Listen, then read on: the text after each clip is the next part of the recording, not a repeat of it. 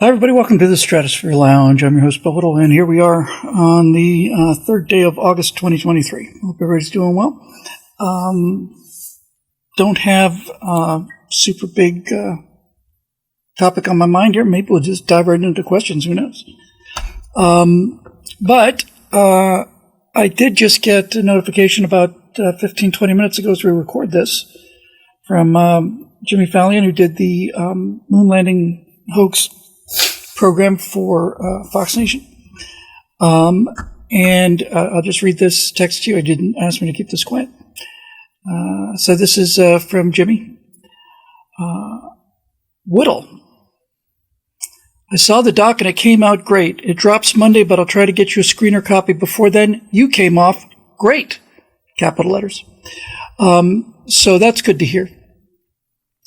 The main thing, of course, will be my lifelong dream of appearing in the same program as Captain James T. Kirk of the Starship Enterprise, because Bill Shatner's in that as well.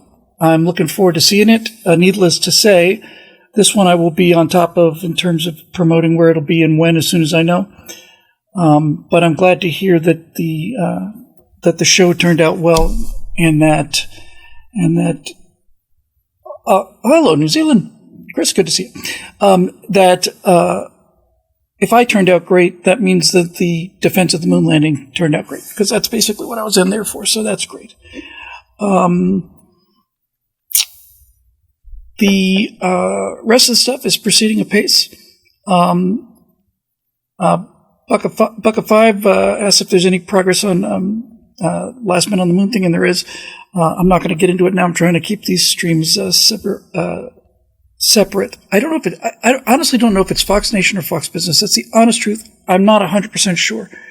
But in any event, I will have the link for you as soon as I have it. And I'm really looking forward to seeing that show, because that's real different than what I usually do.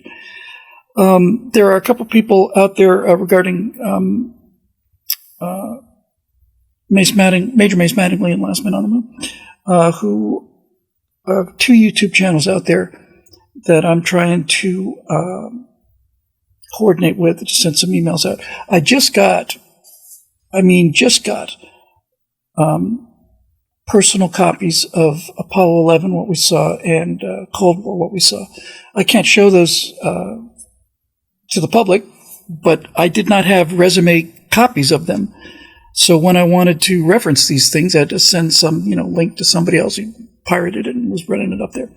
So now I've got top quality copies that I can use to just kind of as like I said, as a resume reference. However, there are a couple of really, really cool channels out there that I put a little tickle to, because I think they're fantastic. And one of them, I'm not going to mention names just because I don't want the email that I sent to be beaten by anybody else getting there before me, spreading vicious rumors about me. But one of them is a terrific channel, and what it does is he produces very high quality animations, generally speaking, of vehicles that we've had on the drawing board and didn't fly.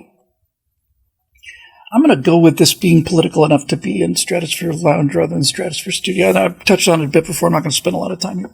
But basically, having, again, just watched all of his channels, just to give you an idea, there was a bet that I could cover planes and RK, and whoever made that bet is going to win. Because this will not take long. We'll get into questions here. But for example, he's written a bunch of, he's done a bunch of animations, a lot of hardware stuff like the dinosaur and things like that. The U.S. Air Force space plane I'd known about, a number of other things I've known about. He did an animation of the original design of the space shuttle where it takes off on the back of another space shuttle and basically the boat just come down to land. But the great thing about this guy is that he's covered a lot of stuff I didn't even know existed, and there were plans for unbelievable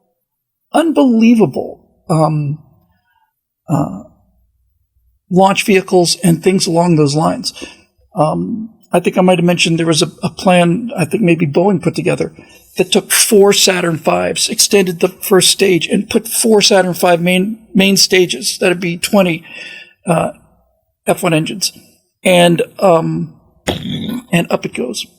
So I would really like to work with him if possible, because it would solve a lot of problems. And there you go. This will not take very long, says Eric Blake 1 hour later. He's right. He knows me better than I know myself. By the way, what was it? Hang on, where to go? Got to get to this. Don't want to forget this. Hang on a second. Everybody be cool. This is the result of old age.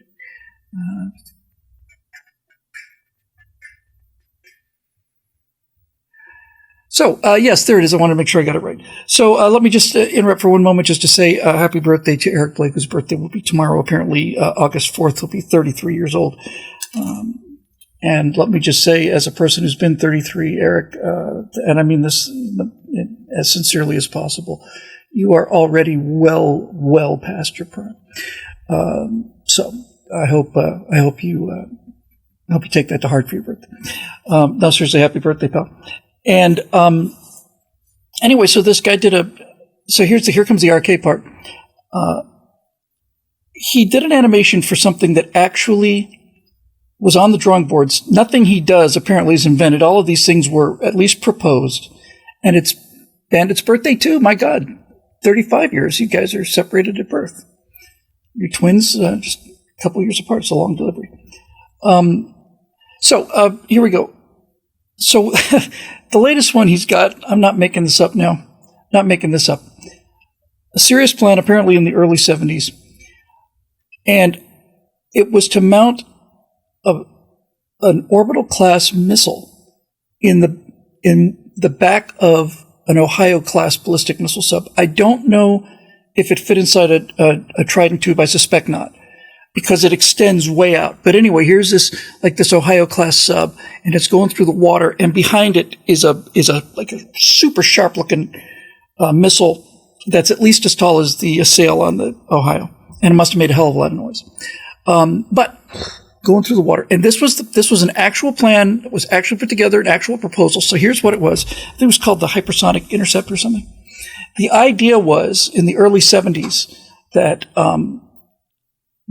we may need to take out enemy satellites, meaning Soviet satellites, in the event of a nuclear war. And that may mean that we might need to get into space quickly and from a place that wouldn't be a target of a nuclear strike, like Kennedy Space Center or something like that. So what this thing basically is a hypersonic cone. And I'm not making this up. So he's got this animation of this thing fires off from submerged position, just like a Trident or a Polaris. Off it goes into orbit. This thing is this long cone with heat tiling all around it. And it gets into orbit, and a hatch opens, and a guy's head comes out.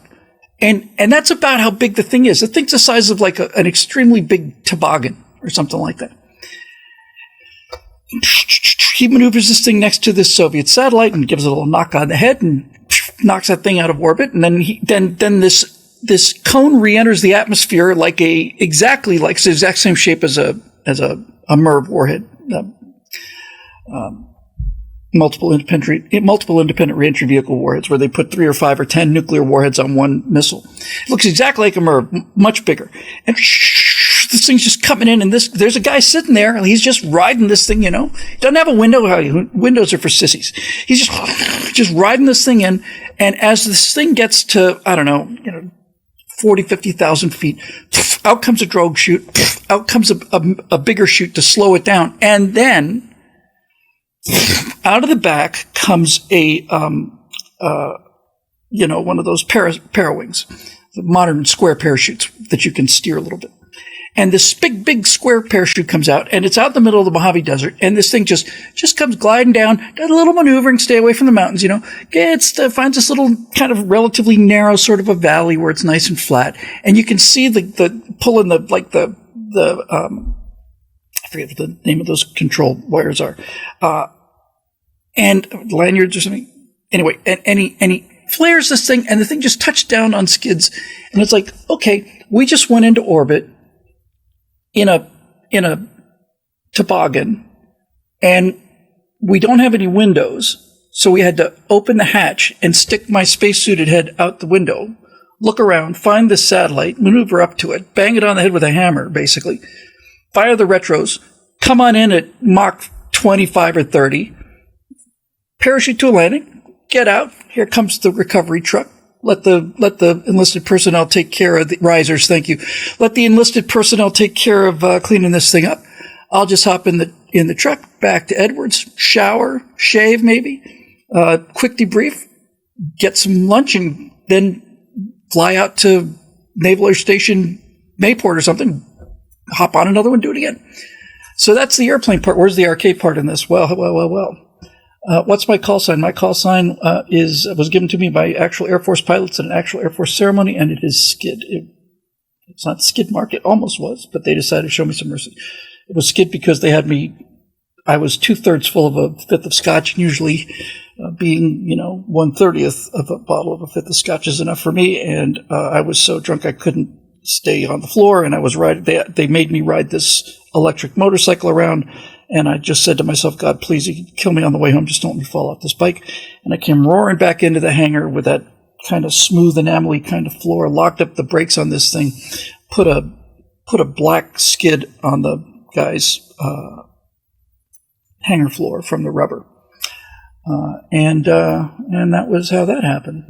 One of the very best days of my life. Might have been the best single day of my life in terms of guy things. I have to say the best day of my life, of course, was the day I met my wife, because I want to wake up in the morning. But in any event, it was a tremendous day. Anyway, so here's the arcade part, because I haven't talked about arcade forever. Those of you who are new to the Stratosphere Lounge don't know that for about a year, I just did nothing but talk about arcade. Arcade is a theory, small r, capital K, I think. Small r / capital K.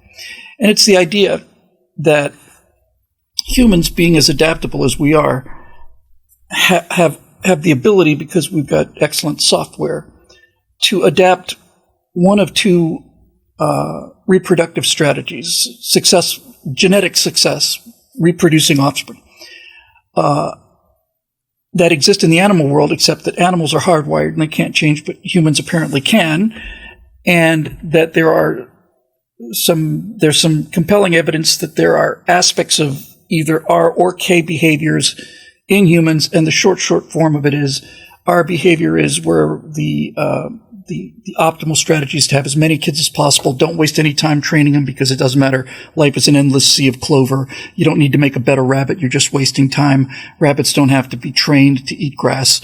You could spend 2 years with your children rabbits and try to make them into better rabbits. Wouldn't make any difference. The key to being successful with R is to have as many rabbits as possible. K is wolves, where there's a limited food supply, and their numbers don't matter so much as how skillful is the pup. Is the pup know what it needs to do in order to survive?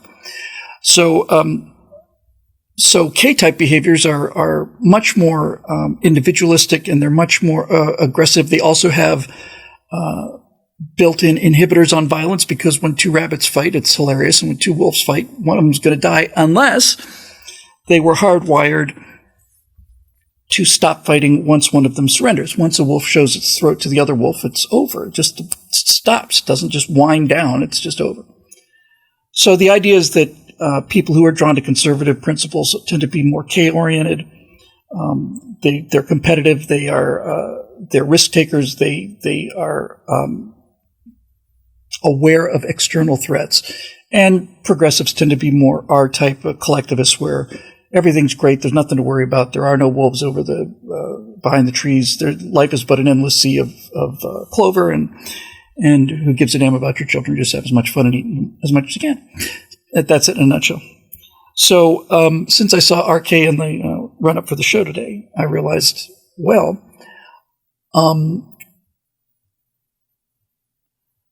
certainly I consider myself K-type people, virtually everybody here who heard the RK year of celebration, because that just made so much sense to me and explained so many things. Virtually everybody listening to this now are pretty much K-type individuals, as opposed to collectivists. And speaking of K-type behavior, wolf-type behavior, it's kind of hard to imagine anything more K than strapping yourself into essentially a rather large nuclear warhead shell, launching into space from below the surface of the ocean, which means that you probably had to be in there. You certainly had to be in there. So you had to get into this capsule, seal it up. The Ohio heads out to sea, submerges. You stay in there. Whatever. Maybe you went in there with a scoop. Who knows? Anyway, you're going to ride a ballistic missile into space. You're going to clunk a Russian spy satellite on the head, knock it out of orbit, come screaming in at Mach 25, land the thing with parachutes, and just get home and write a report. That's about as K as it gets. I was looking at about how R as it gets last night by happy coincidence, because after the death of Paul Rubens, which I want to say it affected me greatly, like it shook my world, but it certainly made me sad. And I have noticed that everybody who I grew up with in show business is suddenly looking much older. And that's alarming. In any event, I remember thinking, oh gosh, then there was an ad I saw for Noam Chomsky, who's doing a master class on critical thinking. That's hilarious. That right itself is a joke that writes itself. And I remember thinking, Woody Allen looked pretty old last time I saw him, because Paul Rubens was 70. He looked great. I wonder what Woody Allen looks like now. And the answer is not too good, but he never really did look good. So I stumbled upon this interview that Woody Allen did with Alec Baldwin, of all people. Sort of a perfect storm of self-righteous, inflicted ignorance in exchange for unearned feelings of virtue. And as I was reading this article, Woody was saying he doesn't like making movies anymore. And a fair amount of this I agreed with. He says, I don't like making movies anymore because nobody goes to the movies. When you get in there, there's 500 people watching your work. It's a communal experience. Now everything's streaming. It's just not the same. He's made 49 movies. I think he's working on his 50th. So he was talking about how he doesn't really like making movies anymore. And he said how much of that was due to the pandemic. I thought, this is going to be real interesting. And sure enough, it was. So Woody Allen said something, it's not a direct quote, but it's pretty close. He said, like everybody else, I was terrified, and I spent 2 years hiding under the bed. And I think he probably meant to say, like everybody else was terrified. And I have no doubt at all whatsoever that Woody Allen was hiding under the bed. He never did contract COVID, by the way. I'm sure they airlifted a special batch of the very first vaccines out to him. Now, to be fair, Woody Allen's in his late 80s. So during the COVID pandemic, he was in a pretty high-risk group, but he's trim shape. I'm sure he would have been fine. Certainly would have been fine if he'd gotten hydroxychloroquine or any of these other medications that we know knock this thing on its butt. But I digress, as usual. But I always come to Woody Allen because I remember Woody Allen during his entire life, and I'm a huge fan of some of his work, the funny stuff, obviously, and the serious movies are just excellent films. He's just a great filmmaker. But I always remembered that Woody Allen was the guy who most vocally, both seriously and comically, was living a 87-year-long nightmare where every single day he's afraid of dying. Like, it's obsessive with him. It's clearly obsessive with him. He's not shy about it. And I was tempted to hear this, hiding under the bed, and I'm thinking, this is just rubbing it in. Here's the thing, Woody, you're getting fairly close to the station here, pal. And I just wonder how awful that must be. And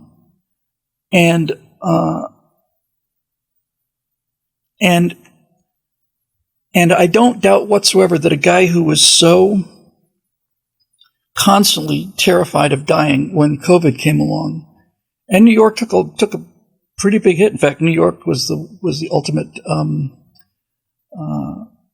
super spreader.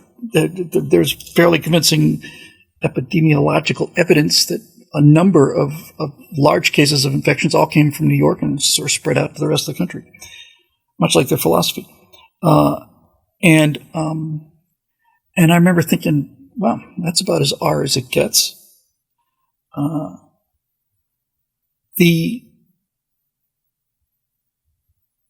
I just, I mean, I don't know. I mean, I was afraid to die until I was 33, and I had that flying experience. I'm not going into that again. But I realize now, okay, I've done something wonderful in my life, so at least I get to say I didn't waste all of it. And I just don't know how awful. I mean, I can get a rough idea of how awful it is. But it just doesn't bother me. Maybe because I think about it enough. It's not like I think about it every day like he does. I just think about it enough. It's like, okay, well, the clock is a ticking, Billy. Just out of nowhere, Captain Freedom says, anyone else miss Stéphane Molyneux? Yeah, I miss Stefan. I thought he was a great thinker. We disagreed on a lot of things, but he just vanished. He was just eliminated from the culture. I just wrote an article for my friend Mike Walsh, whose new book is coming out about fighting, the corporate tech culture, and I just wrote an article for him about censorship and shadow banning. Which, by the way, I found out when I copied and pasted it that another term for shadow banning is hell banning, and I explain why it is. We're not going to get that either. Anyway, so there sits Woody Allen. Somebody in the comments said Ellen Page is the same way. It doesn't surprise me. I'd be willing to bet you that if you ran down the list of celebrities, you would find virtually all of them live in this perpetual fear of this kind of thing. I think it's probably a result of me just having not only the stupid beaten out of me, but the self-importance too. It's not like the world's going to end when I fly west here. And I think ultimately for me, it's like, did you were, okay, so congratulations among all of the matter in the universe, some microscopic trillionth part of the trillionth part of a trillionth part of all the matter in the universe got to be you. And you got to be alive and aware for 64 years now. And, so congratulations, you made it to the stage. Did you blow your lines? And it's like, well, I got a rough start, but, I feel like, that I'm, that I don't need to produce a receipt. So anyway, that's a cheerful topic for us to get started in. But again, our case, so there you go. The thing that's not lost on me, however, is that the kind of men, like Neil Armstrong is a great example, who do the most dangerous things, and I know a lot of SEALs who are this way, that the people who do the most dangerous things, the men who do the most dangerous things, are almost always the men that are the least afraid of anything. And that seems, at first glance, that seems counterintuitive. But it's actually clearly logical and reasonable. The kind of men that do dangerous things carefully, because that's what SEALs and pilots and astronauts do, is they do dangerous things carefully. They're not in it for the adrenaline rush. They're not in it to cheat death. They're in it to do a job and stay alive doing it. But they are also aware of the odds and the risks, and so those guys are essentially fearless. And I suppose it's because they are just okay with it. I met somebody. I remember when we did. I just put a post up on Facebook. I think it was. I don't think we even did a segment of it. Maybe we did a segment on Red Angle. But there was one of these guys who flies the wingsuits. He was one of the two guys that flew the jet wingsuits. The jet wings. They're not actually wingsuits. The two guys, Red Bull or something. These two guys just basically strap on these little wings. They got these little jets there, and they fly around like fighter airplanes. And one of them got killed doing it. And I thought, okay, I bet he had a fine life. I watched him doing aerobatics without an airplane, and I thought, that's more risk than I want to take, but by God, that looks like fun. And I didn't feel the slightest bit sorry about it. I didn't feel any regret. I didn't know the guy, obviously, but I don't think he felt any regret. I mean, people will miss him. His partner will miss him, but that's the way to go, doing what you love. And I remember at the time writing about, and I think I said, life is not about length, it's about volume. And somebody had a criticism about that and saying length includes volume. I suppose that's true.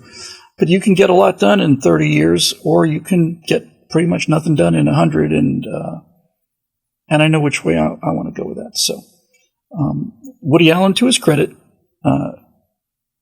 didn't just sit around he did something with his life. There's no question about that. I just pity it. And I think also, because I've had to deal with this with, to some small degree, with Natasha and her, worrying about me flying and things like that.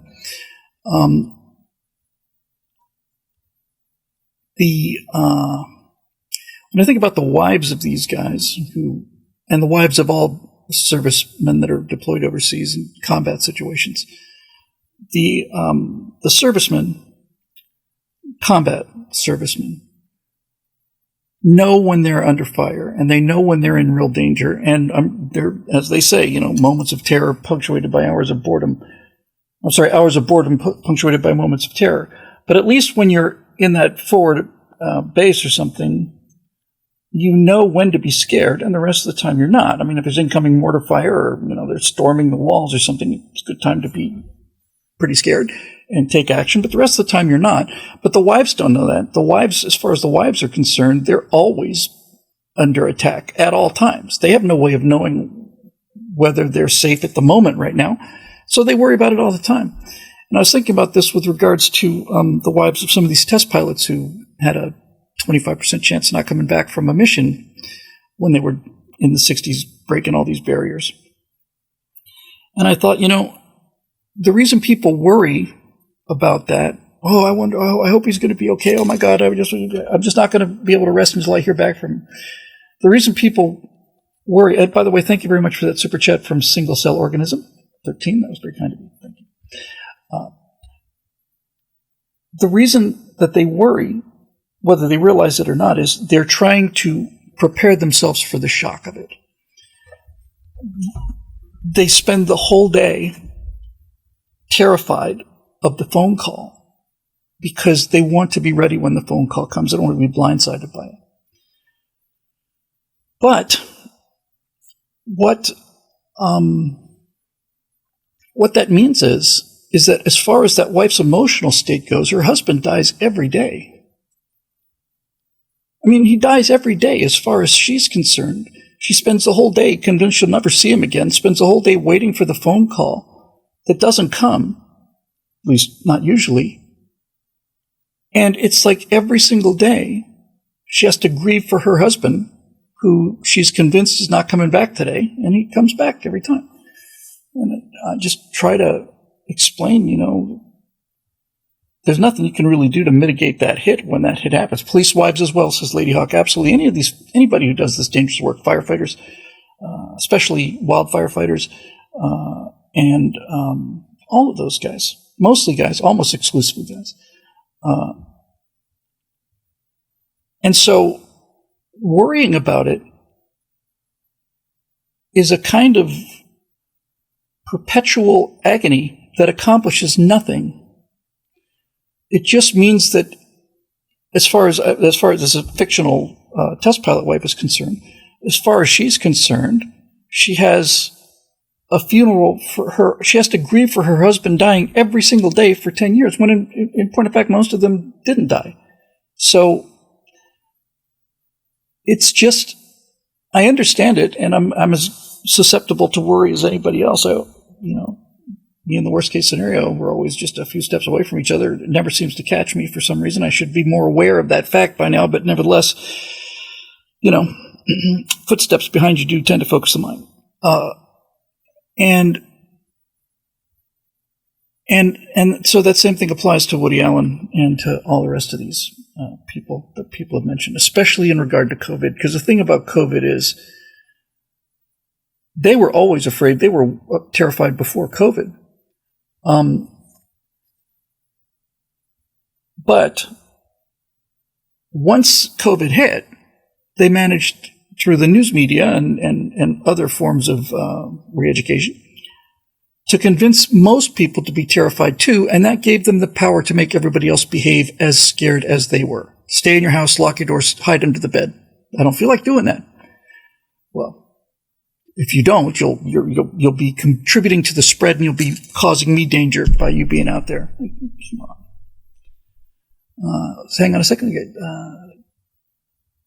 Kisama001, another super chat. Thank you. I found out today our supervisor passed away. The first question to come to mind was, did he take the vaccine? They believe he had a heart attack. How old was he, I wonder? Kisama. John Redcorn. I loved your work in King of the Hill, by the way. John Redcorn, if you like war so much, Bill, you should go to Ukraine.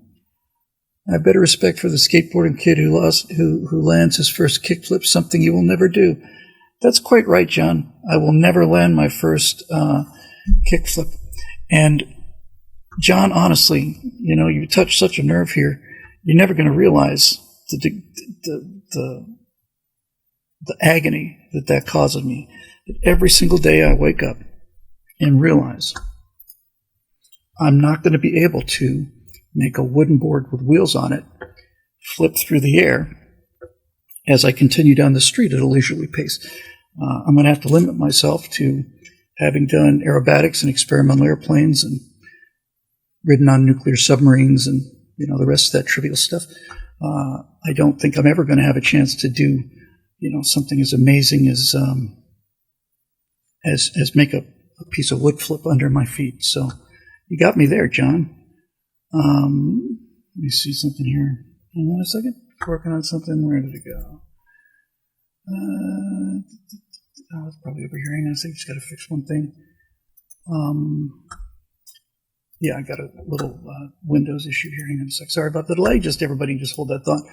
And by all means, talk amongst yourselves. Just a quick little computer thing I need to deal with here. Hang on a second.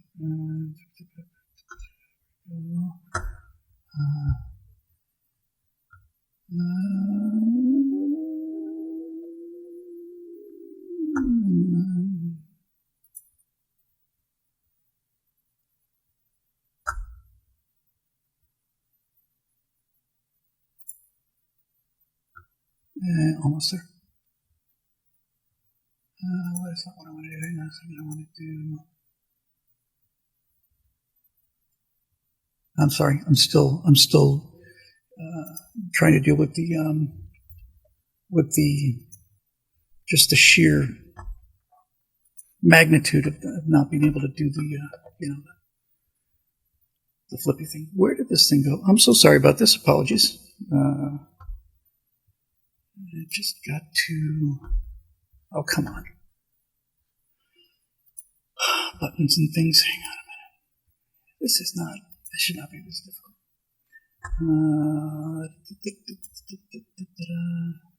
There. I'm embarrassed. Like I said, I'm still trying to get over the shock. Where would that be?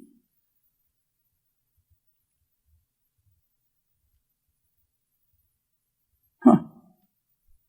Well, that is strange. I hope you're talking amongst yourselves here as I continue with this. Hang on, there we go. I think we got it. I might have found it. Hang on a second.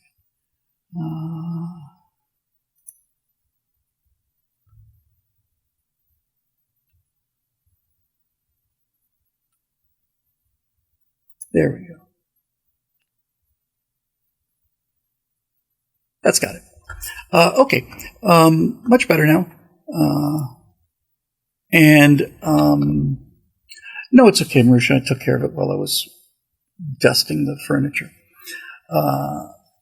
In any event, it's a difficult way to go through life, and I don't envy them at all. I think it's got to be really tough. So, in any event, let's see what we will do here. Moving on. All right, so let's go ahead to the fabulous question section at billwhittle.com. And let's see here. A lot of activity on our members forum. It's just amazing what you guys come up with. It just blows me away every time. Is it working? I had to update all of the, didn't have to update apps. I had to retire the squirrels that were operating the website before. And sent them out to a lovely pasture. I didn't, euthanize them or anything. That'd be cruel and ridiculous. So I sent them off to the old squirrels home and put new squirrels in, and they're running just as fast as they can, but they don't seem to be going much faster. So maybe it might be time to upgrade to, I don't know, Wolverines would probably be an awesome start. Here we go. Let's try it again. Number 4. Yeah, I miss Pee Wee Herman. I do. I miss him. I just thought he was wonderful. I always thought he was wonderful. Stratosphere launch questions and more. I've always wondered about the and more part, but I guess we'll find that out someday.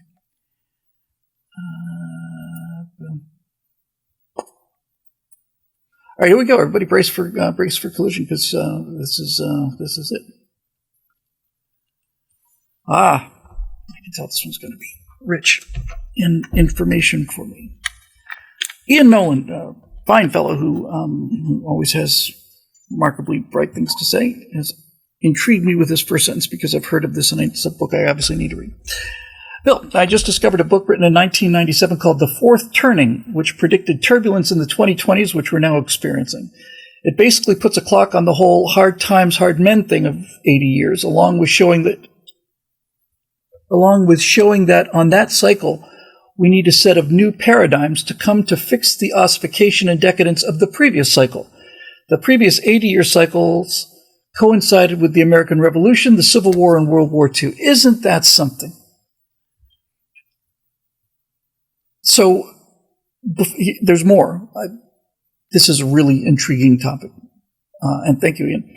So when you look at clearly society and standards collapsing all around us, educational levels are plummeting, which would be alarming. What's terrifying is nobody seems to care or is curious about the things that they don't know.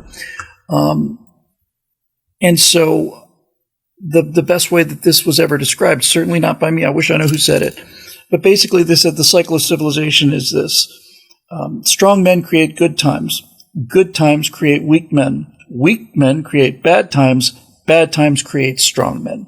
And I'd always assumed that was a civilizational thing, that was hundreds of years or something.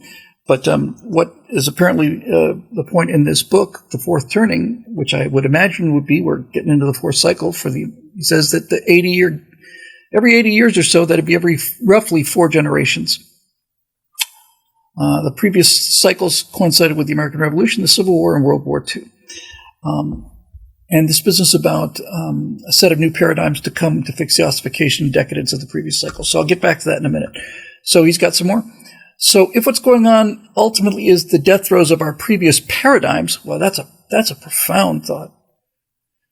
It seems like anyone not on the insane left, should stop trying to conserve or look backwards, i.e. candidates like DeSantis who will bring excellent management but to a dying system, and instead try and find candidates who bring in the new paradigms, candidates more along the lines of Ramaswamy, who are looking for new ideas. Thoughts? Well, first of all, Ian, my first thought is thank you very much for that.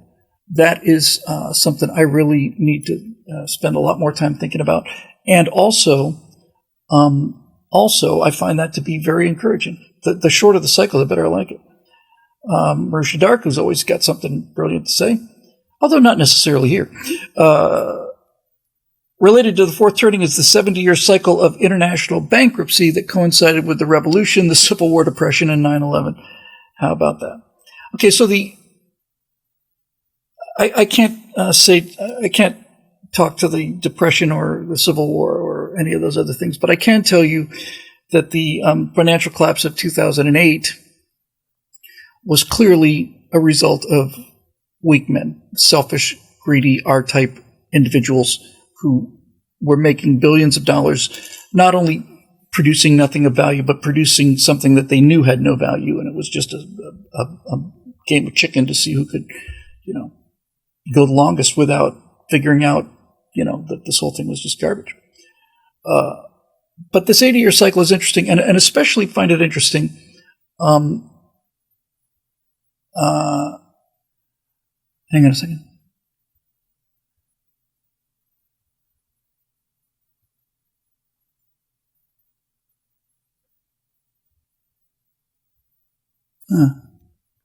Okay. One more second.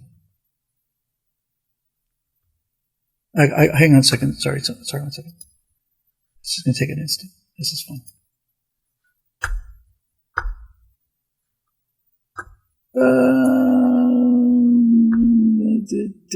I'm just looking up something here.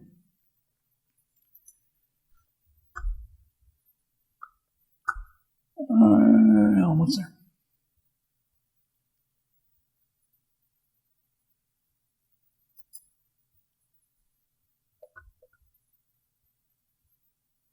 There you go. Okay. This thing is especially funny about this is there's a guy who is no longer with us in the YouTube comment section, and he basically was saying, so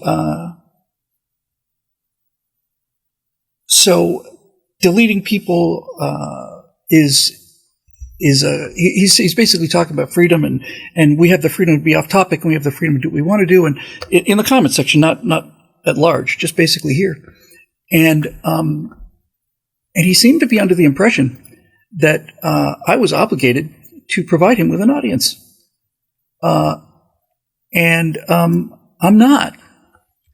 So the nice thing about it is it didn't actually lock him out of the stream. It's possible he's still listening, and it's possible the other guy's still listening too. It's just they can't say anything anymore, and I just think I just find that really, really interesting. For a very long time, I, especially back in the days of eject, I felt that kind of, I have a moral obligation, and so on, but I just watched what happened again and again and again and again and again. I'd build up an audience of people who wanted to read my stuff. People would be talking about an article. Somebody would come in and make some turd-faced comment. And then everything after that got to be about them, which is what they want.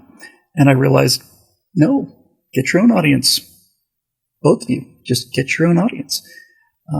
And I'm not so convinced you're going to find that easy, because the one thing I have noticed about people like you is that you never say anything interesting. You just say things that are provocative. And there's a huge difference between those two things.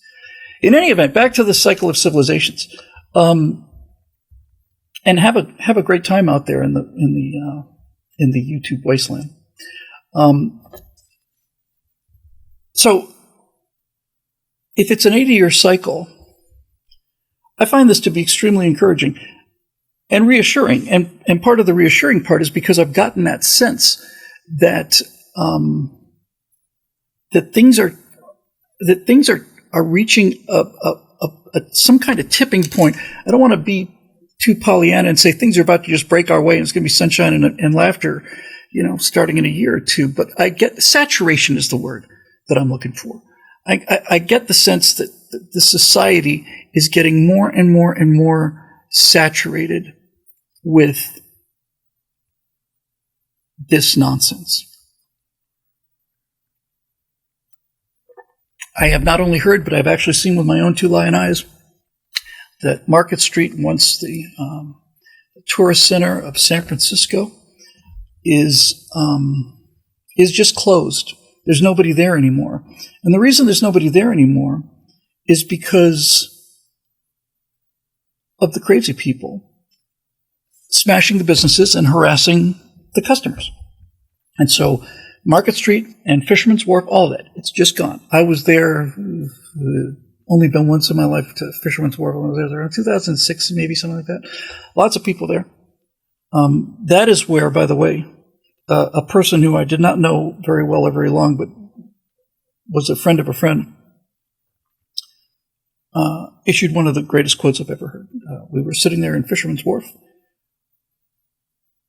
He was an Australian, and he was looking around, and he said, "Well, mate, here we are, surrounded by legions of Christ-hating sodomites."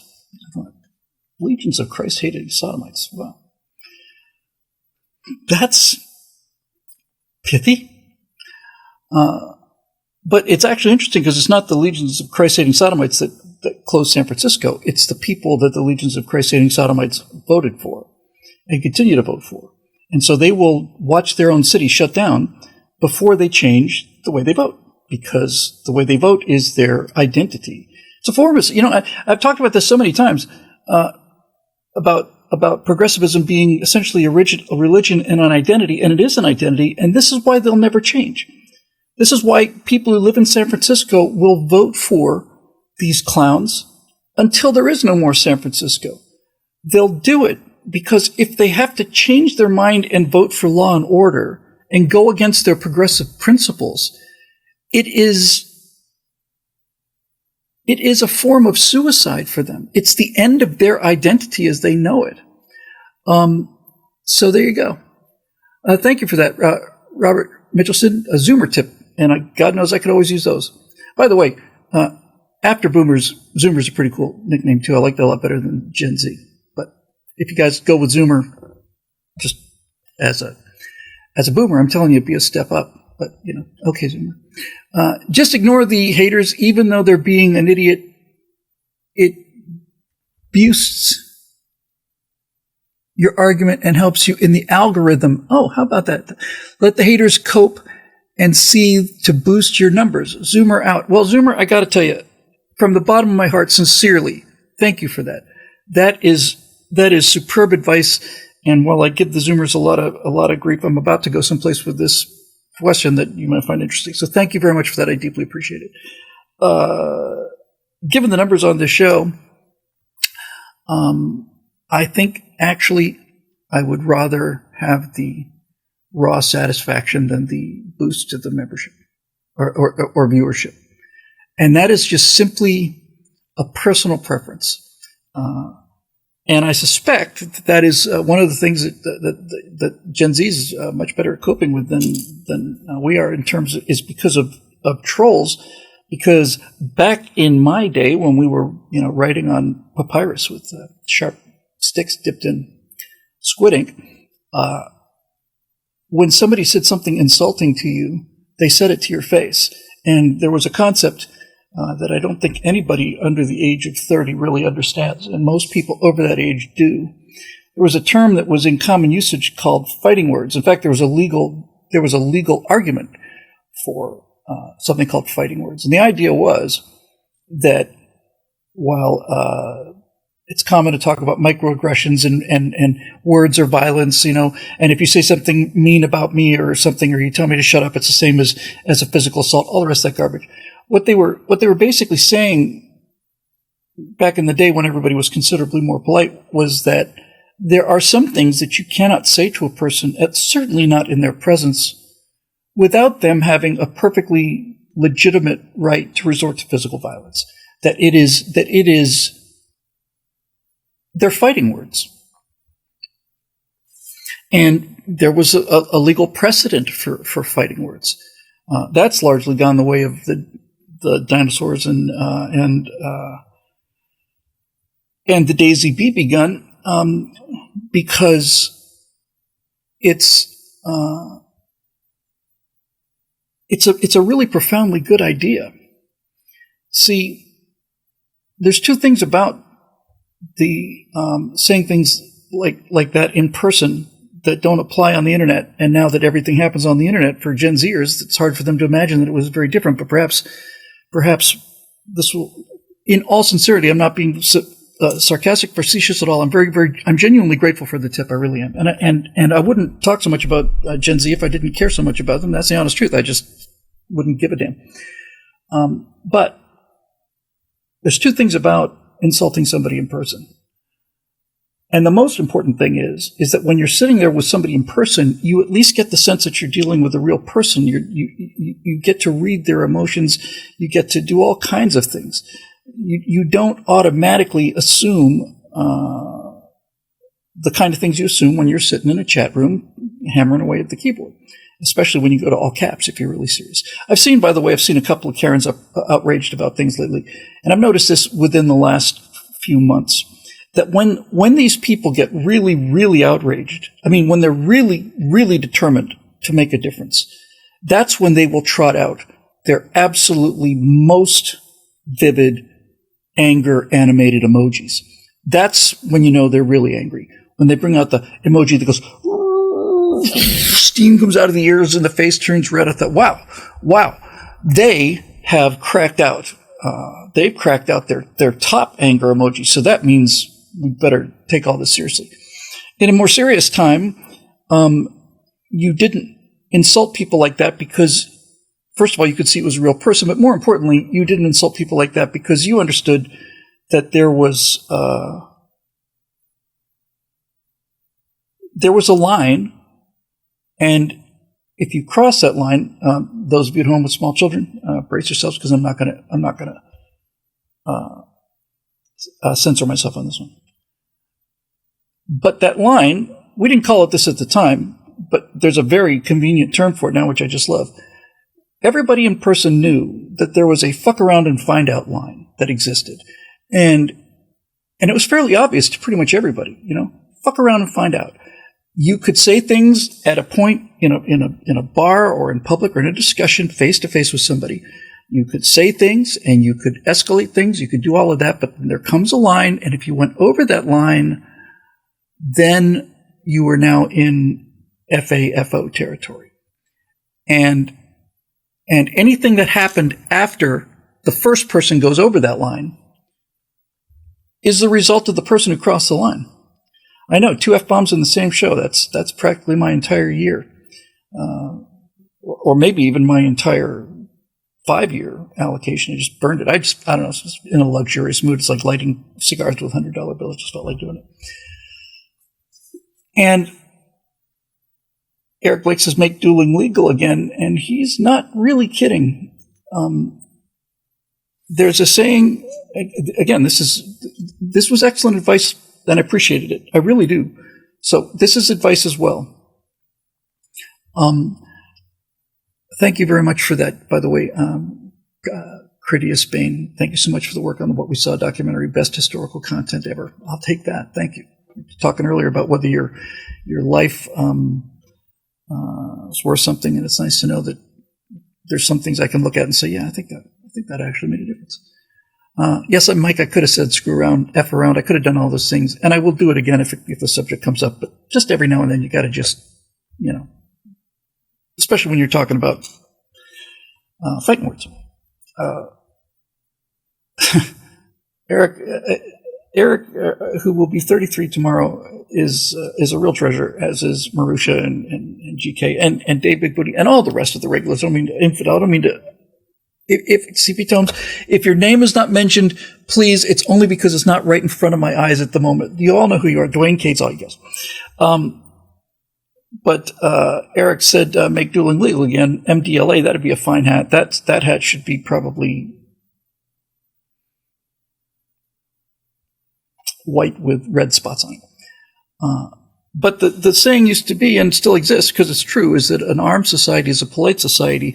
When everybody in the Wild West was carrying guns, by the way, the Wild West had a murder rate that was not even remotely close to anything that we see in our cities today. Not even close. Everybody's heard of the gunfight at the OK Corral. How many people were killed during that gunfight? Was it 4, I think? I think it was 4. 4 killed in the 1880s. So we're talking about it.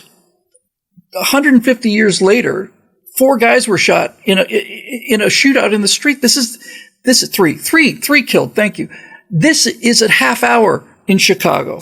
And so when we talk about the Old West, so violent, everybody carrying guns. No, it was extraordinarily well behaved because everybody was carrying guns. An armed society is a polite society.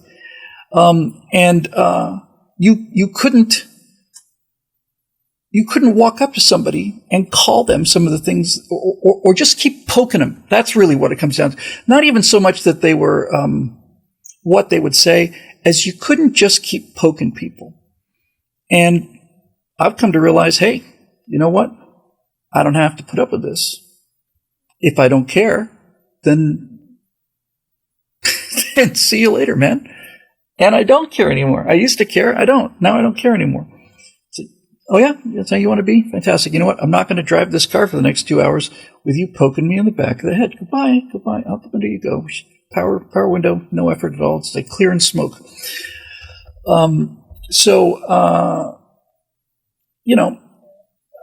There you go.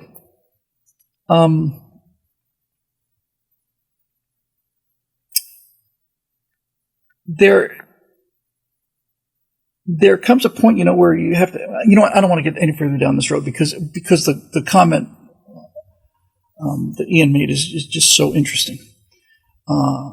Really interesting. So let's say that it's true, and I believe it is true. Ace Effendi with a little beautiful little parting button here. It's called the OK Corral. How bad could it be, honestly? Now, Chicago is the god-awful, miserable, living hell on earth corral. And back then in Tombstone, it was, it's okay. All right, here we go. So this business about new paradigms is really interesting to me. Really, really, really interesting to me. When Thad McConnell was in office, and this would be at least 10, probably 12, 13 years ago, Thad McConnell was the first person I ever saw who said something that was just so profound that really just changed the way I think about everything. I saw Thad McConnell, who was a congressman at the time, speaking 12, 13 years ago. Say hi to Stephen Scott. I will say hi to Stephen Scott. Thank you very much for saying so. Kind of get a channel. I hate getting people's names wrong because I hate it when I see other people getting my name wrong or my whatever. Did I say McConnell? McCotter? I thought it was McConnell. McCotter? Thad. Anyway, he said, I was talking to a group of us, and he said, you see this? I can stand here right now in front of you while I'm talking. McCotter. And I can order steel from China right now. He said, there's no way that a top-down, centrally organized, bureaucracy-heavy government like the one we have now can keep up with that. They can keep up with factories and other industrial things where everybody is together and there's everything centralized and all these corporations are vertically structured and they are grouped into associations and all of this stuff comes to lobbyists in Washington and here it's Congress and, in the pork barrel and all the rest of it. He said, that's something you can control, but when anybody anywhere can make deals with anybody else anywhere, there is no way that our existing bureaucracy, not our government, our bureaucracy can keep up with this. You guys are too kind, and you both need to get out more often. Thank you very much for that, Jeremy, and kind of get a channel. So I thought, my God, he's absolutely right. So we are the product of an agricultural age government. The Constitution was written by farmers and planters and brewers and things like that. And they wrote a document that preserved individual freedom and individual private property, all the rest. And then along comes somewhere around late 1800s, really early 1900s. Everybody's leaving the country, moving to the cities. Now everything is centralized. Now everybody's in one place. Now you can control them. So in the early 1900s, you start to get the progressive movement. The forward-looking guys from 125, 130 years ago. And they're the ones who are saying, well, if everybody lives in the city, they can't all have their own cars, so we'll have mass transit. If everybody has to take a city bus to get to work, if we control the city buses, that's good for us. Things like public health, welfare, all of these things are as a result of cities, people moving into the cities. And our top-heavy, stupid, lazy, slow, fossilized, inefficient, wasteful, fraudulent, ridiculous, comical federal government is a second-era, industrial-era government. And it's going away because it cannot keep up with what the economy is. This only happened 3 times in human history: agriculture, industry, and information. thousands of wars and hundreds of plagues and stuff. This is the only third time it's ever happened. It's a big deal that we're living in right now. It's why everything seems so weird. Our economy, our government no longer matches our economy. I don't want to give this Critias Bane again for $10 super chat. What we saw legit changed my perspective on a bunch of things. Bless you. Thank you for that, Critias, and I wish I could pay that back to all the people who had an influence on me, but I'm happy to pay it forward. So thank you for that. Things like public school education as we understand it. The idea that everybody who is, 11 years old is going to sit in a room and they're going to get the same level of instruction when they're obviously as different in educational ability as they are in athletic ability. That's all part of this kind of standardized, industrialized thing. Yeah, that's right. Vector Death says wars are now money laundering operations. Yeah, there's a fair amount of truth to that, actually. So, let me just answer this. Sergio Stevens says, what happened to the show you used to do where Scott gave the left argument and you destroyed it? That was Bill Whittle Now. And we stopped doing that because it was causing Scott endless torment. No matter how many times I said it, people would always lay into him like these were his ideas. And it just wasn't fair to him. And so we stopped doing it. So, what are the new paradigms? Well, secure currency is one of them. Gig-based economies, one of them. Where you no longer have a job. You've got a bunch of things you do that bring in money. You got all these. Maybe you have a regular day job like people used to, but maybe the example I used years ago was maybe you're real good at painting duck decoys, and so you go work for insurance company in the daytime, you come home and have dinner, and then you spend 3 hours carving and painting duck decoys. That used to just be a hobby. Now, if you're good at it, you can put those things up on eBay or Artsy or something and make more money doing that than you did doing your day job. I have a friend who's the most disciplined, intelligent guy I've ever met in my life, ever. He's a friend of Burt Rutan's. His name is Brent Regan. He's very active in politics in Idaho. Brent is not just a brilliant guy. His entire family is brilliant because they were raised by Brent and his wife. But his daughter, who built a house with Brent, not a cabin, not a bungalow, an actual 3-story wooden house with insulation, heated floors, all of it. The two of them built this amazing house. His daughter took an interest in dolls, and she manufactured doll's eyes. Apparently, in the doll world, you can replace the irises on dolls, and they're handmade, or often handmade, and so she just started doing this, and she was very good at it, and suddenly she found herself in a situation where whenever she had new products, it would sell out within 40 minutes. Just sell out around the world because these doll collectors all around the world, she's selling them to Norway and, Madagascar and Thailand, all of this stuff. She gets paid through PayPal, and that's the new economy. So we have, Eric Black, he's got black eyes, like a doll's eyes.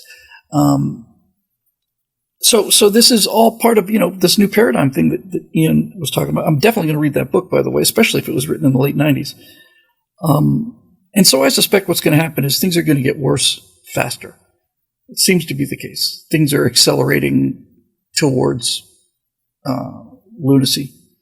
And while I used to be alarmed about that, I get less so every day now. Now it's just a question, get it out of your system, We'll just be over here, sitting here, minding our own business, going to work, making things, and making sure they keep working. You guys go and have your little insanity orgy, and when it's over, undoubtedly we'll have to be here to help you out again, the way we pretty much always do. But that's basically it. So New paradigms is exactly right. Now, related to new paradigms, I wanted to get to this and just saw this comment come in because it's really important. Where to go? See, this is I need my cogitation spectacles here.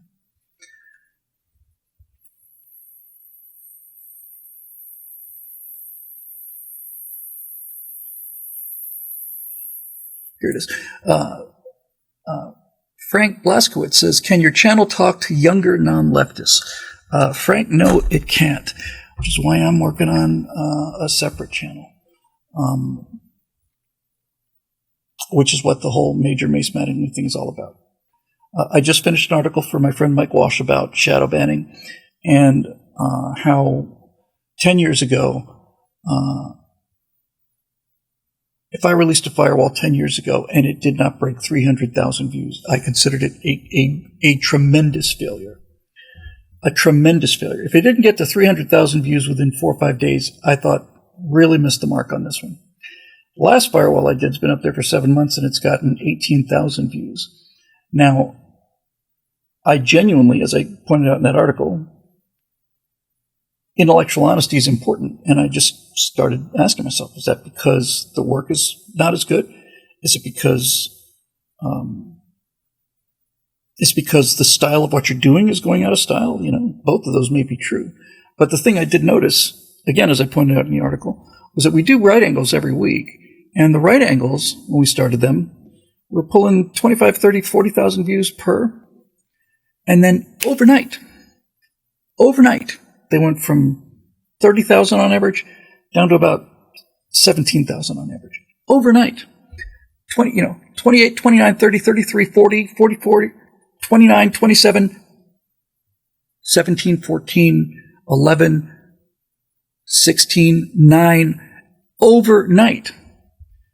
And then as I built that thing back up, what I mean by firewall is the name of it's a brand of commentary I did. It's basically reskinned Afterburner, which was owned by PJTV. So they're basically the same thing. They just got different graphic look. They're long format political commentary. And I will post my first successful, second ever, first successful Afterburner on August 6th, which is just a mere 3 days from now, called The True Story of the Atomic Bombs. So I asked myself, is this decline from a floor of 300,000 to 18,000, is that my fault? And I'm perfectly happy to accept that it is. I mean, I really am. I'm not happy about it. I'm not like, hooray. But if it turned out that were the case, that would be a reasonable explanation, and it may in fact be the real explanation. However, that instantaneous drop-off, and then we'd hit a plateau and it would stay around 15, 18, 17,000, somewhere around in there, start to build it up, start to get into the 20s or 22s over the course of weeks and weeks, and then it went down to 9s. And then it went down to 6s and 5s. Now we're building it back up to, 10s, 11s, 12s. But these things it's like somebody has turned a metaphorical wrench and just readjusted daily viewership. This is not something like I did a firewall and then 7 months later there's a change. It's like, no, you can just look at it, just doing, So, and the reason I like the term hell banning is because it makes you feel like, oh, nobody cares anymore, and they don't care anymore because it's just you're not doing anything any good anymore, and that your time is over, and now there's a bunch of other people getting 4 million views for unboxing a thing, and that's just the way it is, and get used to it. So when I spend the time I spend on things like Major Mace Mattingly, which I know, and Major Mace Mattingly, by the way, let's get this clear. I don't know if I've ever said this in so many words. Major Mace Mattingly is a 1% or 2% scale test of the colonies. It is almost immeasurably simpler, but basically it's the same kind of technology. So it's a good halfway house, and as I developed it more and thought about it more, I realized, no, I can do good political work here. So to answer your question about whether or not it can reach non-left-leaning young people, the reason I want to do the Mace Mattingly thing is, number one, it's an Unreal Engine, along with Blender and so on. So it looks interesting. It's got eye candy to it. And so it's not a guy sitting there talking in first person. When I was a boy, blah, blah, blah, blah. Benny Quero says, "What's with the lizard man?" Benny, I'd refer you to Star Trek original series episode called The Arena. When you see the arena in the original Star Trek episode, you realize that is maybe one of the worst special effects ever in terms of costume, but also one of the most really important thought experiments ever, and that was, and that's what Star Trek was originally about. So his name he's the Gorn captain, and if you can get over the fact that he's made out of latex rubber, and and his face never moves, and he's got little sparkly things for eyes, so the stuntman can see what he's doing. Arena on the original series is actually a pretty good episode. So the Mattingly thing is designed to get past not only provide eye candy for. It's not even eye candy. It's just a visual language. I came in, I think if I'd been 3 or 4 years older, I would have missed the whole thing. But I started playing video games before they were being played on video. I played computer games on printout things with a green and white stripe and the little things on the side you had to tear off. Played a Star Trek game like that when I was in, I don't know, sophomore in high school, using the Dade County, Florida school computer system. Klingon warship, bearing this, fire photon torpedoes. I could write the code for that in about 7 minutes.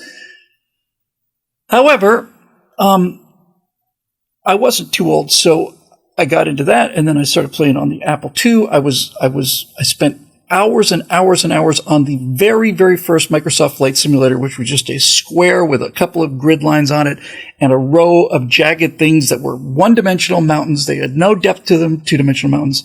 So I've been there for the whole computer game thing. I've been there from the beginning. I was there when I first played. The first-person shooter ever was Castle Wolfenstein, and I got hooked on that. I just stayed at a friend's house and played that for days. And the same thing for Wing Commander and all the rest of it. So I've been there for the whole thing.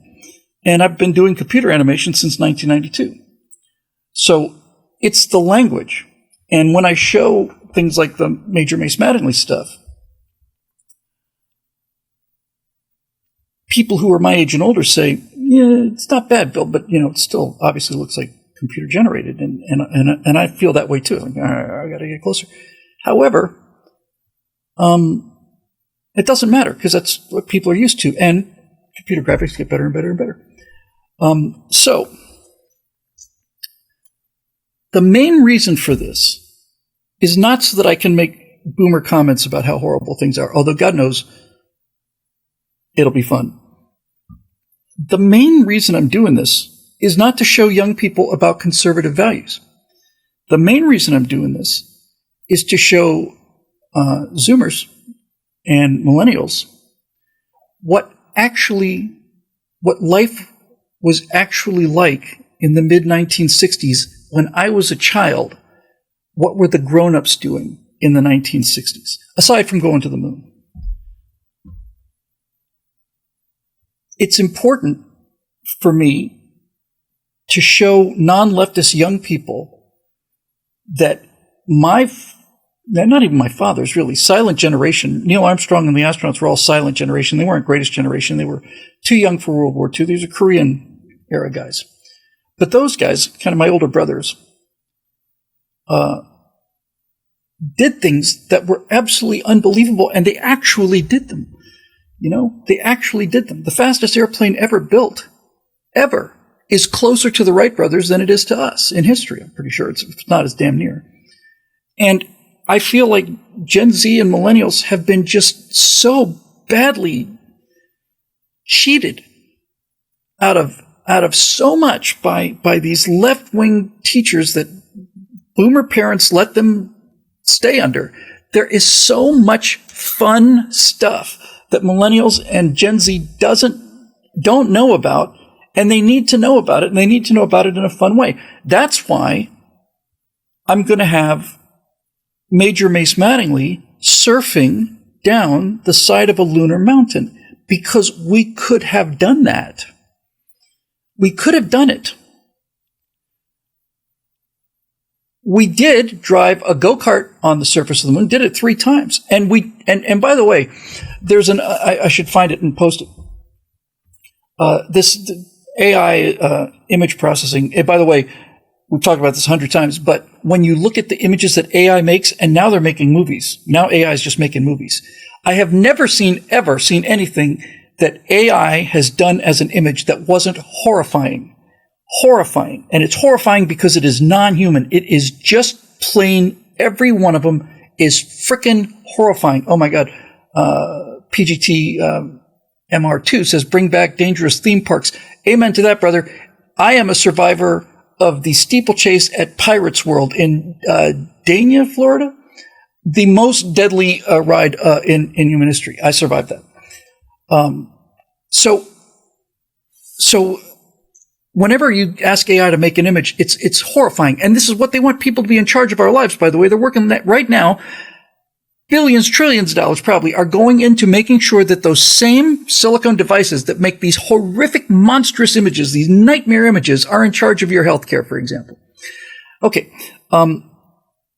So with that said, when you give AI a specific task that is not asking the AI to use its so-called imagination, which isn't really, it's more triangulation than anything, then it can do miraculous things. So somebody took the footage from, I think it was probably Apollo. I think it was 16 now that I think about it. But basically, it was 1970s television, so resolution was probably 320 by 280, something like that. That's not high def. That's not even low def. That's no def. This was the actual video footage that was shot on the moon. And they gave it to an AI, and they had the AI do what AI can do very well, which is transfer that into 4K resolution, 60 frames a second. And the way it does it is AI looks at where an image is here, blurry image here, and here's another blurry image here, 1/24th or a 30th of a second later, and the AI just sharpens everything and interpolates it. It's very good at that. So with that said,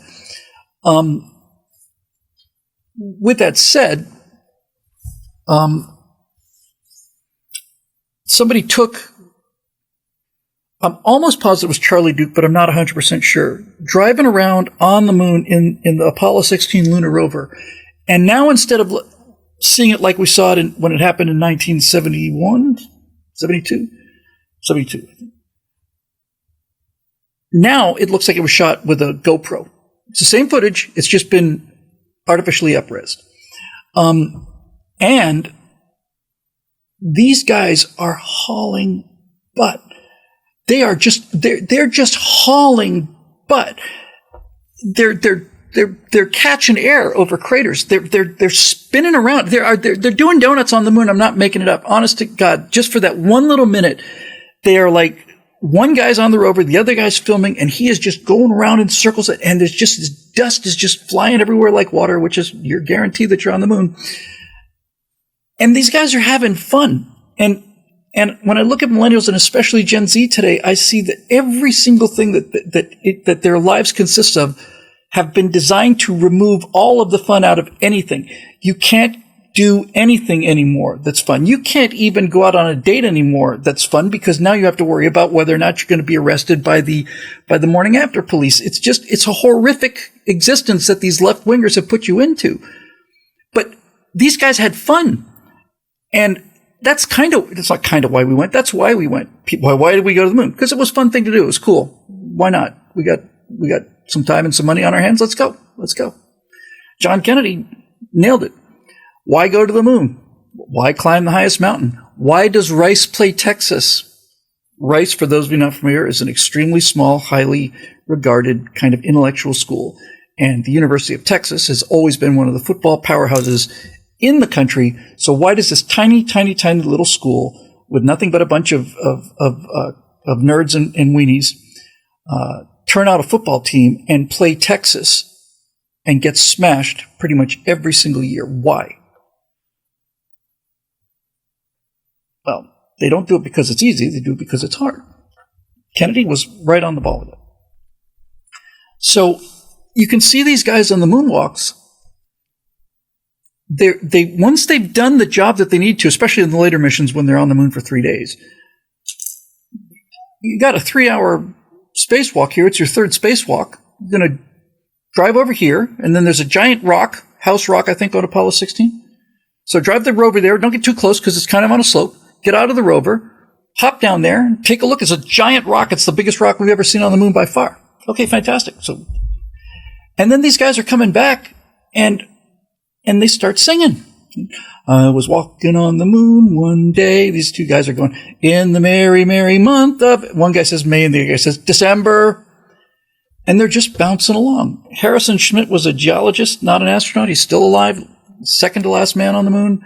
And Harrison Schmitt was a real scientist. My regard for him is enormous. I mean him no disrespect whatsoever. But Harrison Schmitt fell down a lot on the moon. He was falling down all the time. You can't fake that. There's no wires on him. He falls down in 1/6 gravity and then just does a push-up, and he's back on his feet again. He's covered in moon dust. So as far as the young left-leaning, non-left-leaning generation goes, no, it's got to be a completely different channel. I'll post it on BillWhittle.com, but this is a whole different thing. And I don't have to sit here and lecture people, which is what I'm good at. I get to play with it.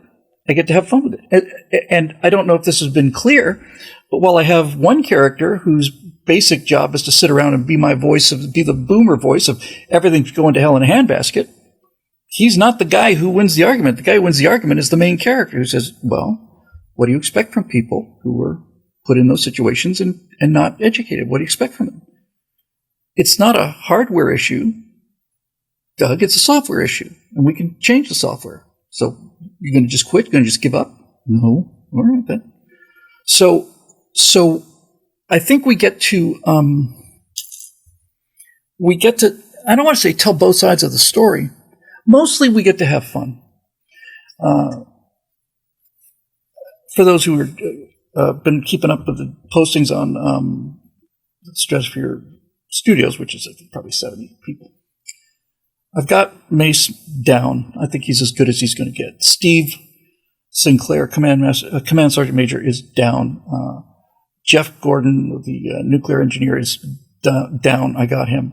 And I've been having problems with Doug because Doug is a pilot and he's kind of the smartass. And I spent about a week giving him a southern accent, and I got that southern accent better. I got it to the point where it's actually working okay. And I realized that makes me like him less. It makes him seem even more of an ass. He has to be much looser, much more fun. And in the last take of it I did, at least he's laughing a lot. And it's weird hearing artificial intelligence change your laugh. But I'm going to do another take on him tonight if I can anyway. Certainly by tomorrow. Yes, that's where I'm going with this. I just want people to see how much fun it is.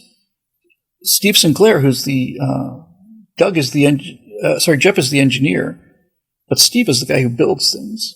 He's a quiet guy. I saw on the comments, there's only 3 or 4 comments on all of these things. Steve is a quiet guy, and somebody said, my kind of guy, man, a few words. That's exactly what he is. He's a Command Sergeant Major. He's Army Corps of Engineers. And when he's not on duty, he's out in the dome building a hot-rodded rover. And it's candy apple red. And that candy apple red had to be brought up there on a Sea Dragon, probably. And so this whole thing is really not so... the original purpose still stands. It's looking at 2023 through the eyes of 1966. But more and more and more, it's changing from what has happened? How bad have things gotten? It's becoming more and more of a, dude, you don't have to live like this. it's fun. I've got a tagline for the series I like a lot, and the tagline is it's always 1966 on the moon. So they're driving hot cars. There's a bunch of super hot cosmonauts from your arch enemy, but that doesn't mean you can't be civil or go out on a date. And they're at another moon base a couple hours drive away, and or less time if you're going by jetpack. And as the ideas continue to develop, it begins to get more textured. I love the idea. The original idea was two guys sitting on a chase lounge, drinking their Hamm's beer in special pressurized containers with a straw. And there's Dylan Mulvaney on their color TV set, which is the size of a large microwave and weighs about the same. And they're just looking at Dylan Mulvaney coming to them live from Earth. It's 2023 on the moon. They've been there since 1966. And he says, well, see, that's what happens when, little boys play with cap guns. And that was the original idea. But now I'm adding things like having these guys just sitting there singing Sloop John B. It's like, I want to go home. Why won't they let me go home? And then all of them together chip in, this is the worst trip I've ever been on. This is the worst trip I've ever been on. And you realize these guys it's not so much that they're lonely as they're just doing their duty. They've been there for 50 years, more, 55, pushing 60 years. And they're doing their duty. So what do you do when you do? And this is something I'm going to address directly. And one of the things I'm going to address directly is, well, guys, what do you do for entertainment up there? Well, we work on our cars, we maintain the buildings and so on. Yeah, but what about, do you like stream videos and stuff? No. What, is it not possible? No, it's certainly possible. It's just if we just do nothing but sit around and watch TV, then we're just a biology experiment. We're not here for any reason. We're just rats in a cage. And we're not going to do that. We watch movies every now and then. Every now and then we'll watch a new movie. Looks like we'd like it, but we don't just sit around and watch TV. We just don't, because, it's poison. I have a line I like very much where there's a message coming up from Earth or something that they're looking at, and they're in the control center, and they're seeing it on, you got their mission control things. There's a monitor, a little black and white monitor about that big, and somebody's talking, and Mace says, okay, look, this is important, put it on the big screen. So they put it on the big screen, which is, that's the big screen. Color TV, rounded edges. Put it on the big screen.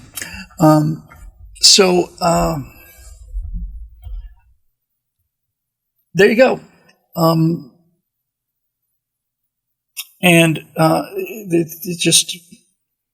I just wish there were more hours in the day. And right now is a good example of that, too. I remember 1 hour and 27. We'll have to do some more. But anyway, I'm going to get rid of the southern accent for Jeff. I'm going to for Doug. I always get those two mixed up. I'm going to make it. I'm going to make them a lot more fun. But it's a lot more appealing, I think, to younger people than I originally had thought of it. I had originally thought of it as just essentially a way to let off steam. But now I really think what I want is like, hey man, it's always 1966 on the moon. If you want to come up here, you can drive as fast as you want to. You can say anything you want to, so long as you don't insult me to my face, because those could be fighting words. You want to ask a girl out on a date, you can ask her out on a date. She's expecting you to ask you out on a date. You have friends there that are not black friends or Hispanic friends, or they're just friends. That just doesn't matter, because it didn't matter then. It really just got to the point when it was at the point where it didn't matter. I mean, really at the point when it was just doesn't matter anymore. Along comes Barack Obama, and now all of a sudden it's the only thing that matters. So there you go. Yes, and Bandit 848 is exactly right. It's kind of like Fallout. It is kind of like Fallout. It's got a real Fallout feel to it. And I'm glad you mentioned that, because I really need to play that up a little bit more. In fact, I need to do more Fallout references like the test pattern and things like that. But yes, it's fun. It's fun on the moon right now. Right now on the moon, there are 4 guys up there who got there in 1966, and they're having fun. By the way, just because I will forget this on Monday, These guys have been there since 1966, so they should be in their 90s easily. Oldest one should be pretty much pushing 100. They don't look 100. They look like they might be in their late 40s. So how do you explain that? I had said that they had that they had a suspended animation field up there, and I thought this was cute, and that it was so. We're not allowed to tell you how it works, but once you figure it out, you'd be just absolutely floored at how simple it is. It's right in front of your nose the whole time. That's all we can tell you. I just loved that. I thought it was great, and I'll keep that in there. But then I thought, no. And as I was thinking about something else, I realized this. So this is technically Monday Night Stuff, but I'm going to tell you now anyway because I feel like I'm trying to work into the story, especially the backstory. I want to do a little mini documentary about the true story of Project Horizon, which isn't entirely a true story, but some people are real. All of the hardware is real. Didn't all fly, but it was all on the drawing boards. And I wanted to work in people who I think need to be in it, and also some people I know. So Dick Rutan is there because he's the Velvet Arm. He's got the best arm of anybody. He went to the moon in 1966, and then he went to Vietnam afterwards. And he's got a younger brother named Bert. And so I thought, how do I get Bert Rutan into this? He's got to be in his 30s or something. And I thought, well, okay, so we got these cool-looking colonies. Structures. I like them. They're kind of retro looking. I think they're cool. And then it's like, okay, well, I know, breakthrough. One of the reasons we were able to do this in the first place is because some young engineer, inventor kind of guy named Bert Rutan, nobody had ever heard of before, said, you could build these things out of fiberglass. You could just kind of go up there with foam, cut the foam to the size you want it, just do the ribs if you want to, and just lay up fiberglass. Fiberglass? Yeah, sure. Give it an airtight coating on the inside and a reflective coating on the outside. Paint it white. Work great. What about the shielding? There's the problem. You see the shielding. You need shielding even if you build it out of steel. But then this is sometimes how ideas come together, and it's really, really fun.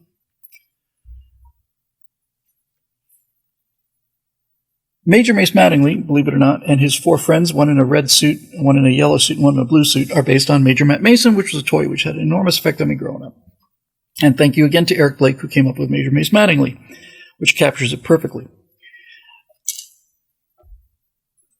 The lunar base that I have that I'm going to use in the series is pretty realistic looking, but it's retro looking, but it's hexagonal because Major Matt Mason toy base was a hexagonal structure with these clear plastic sides. And I'm going to go with this conceit that the Mattel toys actually got a hold of a leak. There was like an information leak, so they made toys based on the real guys. So it's not like we're copying Major Matt Mason. Major Matt Mason was the name they made up so they wouldn't get sued by Major Mace Mattingly, who happened to be up on the moon at the time. So that moon base was really cool. I just had so much fun with it. And it had a centralized thing. It was essentially a little flashlight, had a D battery in it. And if you put it down, it would be inside the floor of the base, and it would light up the instrument panels. But you could also remove it, flip it or something, and put it on the roof, and then it became like a beacon, like a rotating beacon, something like that. And so I built the real model with a beacon on the top of the hexagonal dome building, and everybody who played with Major Mason would go, "Oh, look at that! That's so cool."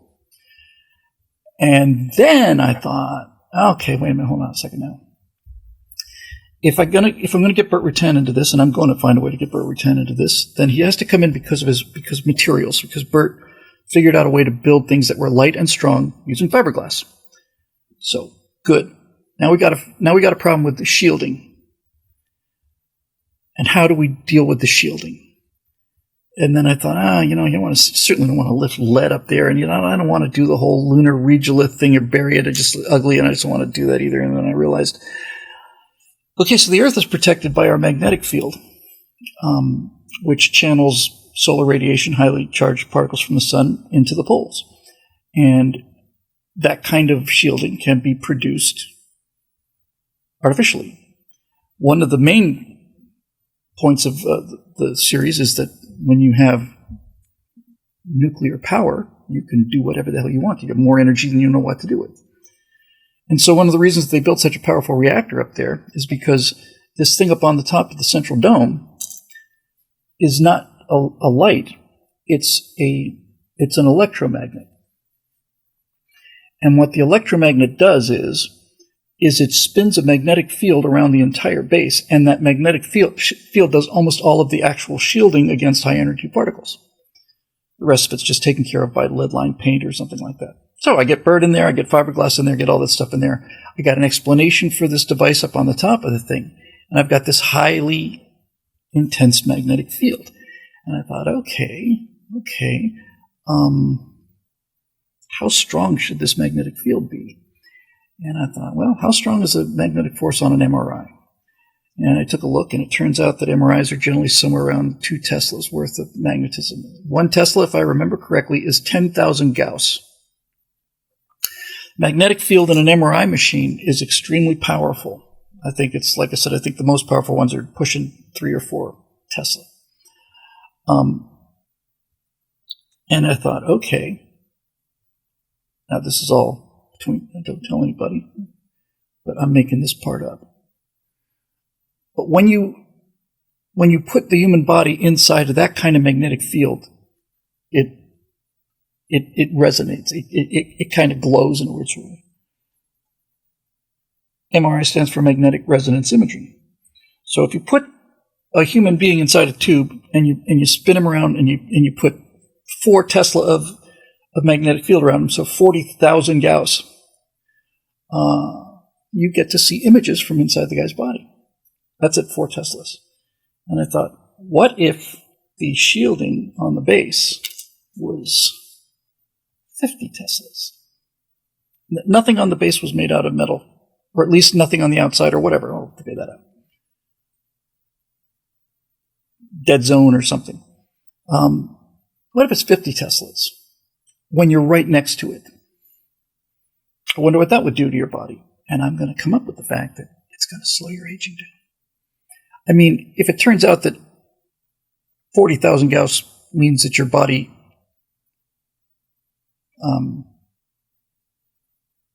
resonates an image, then I'm just going to say, well, 100 times that should slow down your biology.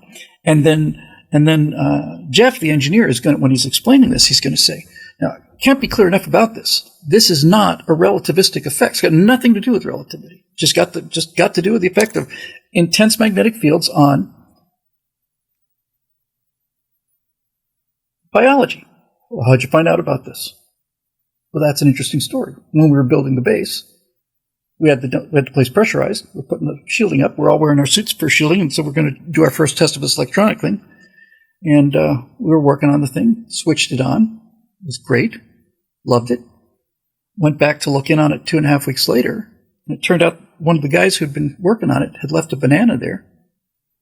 Just hadn't noticed it. He was snacking on it for lunch. No sense coming all the way down just to eat, So he left a banana there 3.5 weeks later, and the banana looked exactly the same. And if you've ever eaten or purchased a banana, you know that they pretty much go bad in the time it takes to get home from the supermarket. And we all looked at this banana. So this banana's been sitting here in oxygen for 3.5 weeks. And it's not gone rotten or ripe. Why? It's because it's in the middle of 50 Teslas worth of magnetic energy. So they will have accidentally discovered that extraordinarily intense magnetic fields slow down the aging process. Doesn't stop it. It's not relativity. It's not Einstein. You're not doing any of that stuff. It's just what happens. And then I thought, I love it. I love it. I love it. I love it. I love it. I love it. It solves so many problems. It's so cool. It solves the Major Mason toy thing. It solves the shielding thing. It solves the aging thing. It solves, in fact, and this never occurred to me, I thought they would have to get into one of these tubes, but you could make the case that just living on the base means that they all don't age because of that. Damn it, that's just so good.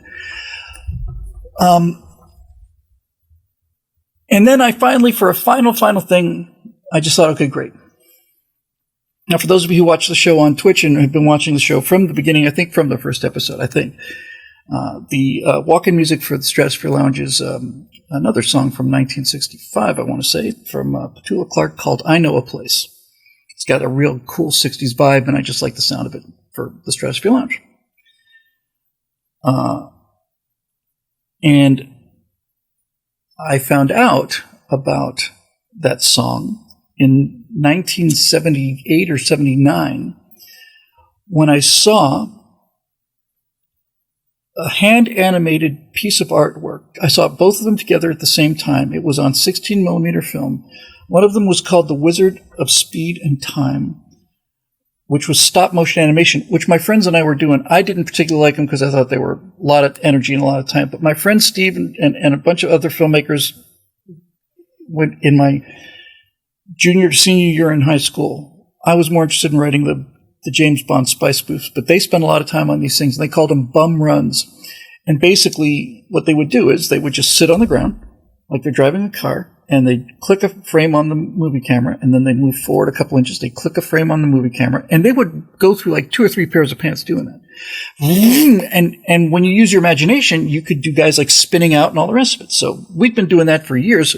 I saw this thing called The Wizard of Speed and Time, and this was that exact technique, but infinitely more technologically advanced and orders of magnitude more inventive. Just brilliant stuff.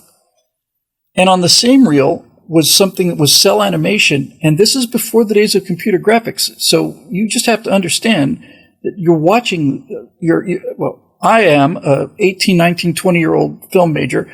I'm at a post-production house, which in itself was impressive, in Miami called Magic Lantern.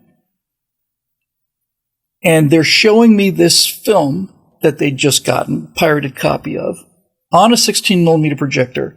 And I'm looking at this Wizard of Speed and Time. I go, wow. And then they played another one that the same guy did called Animato.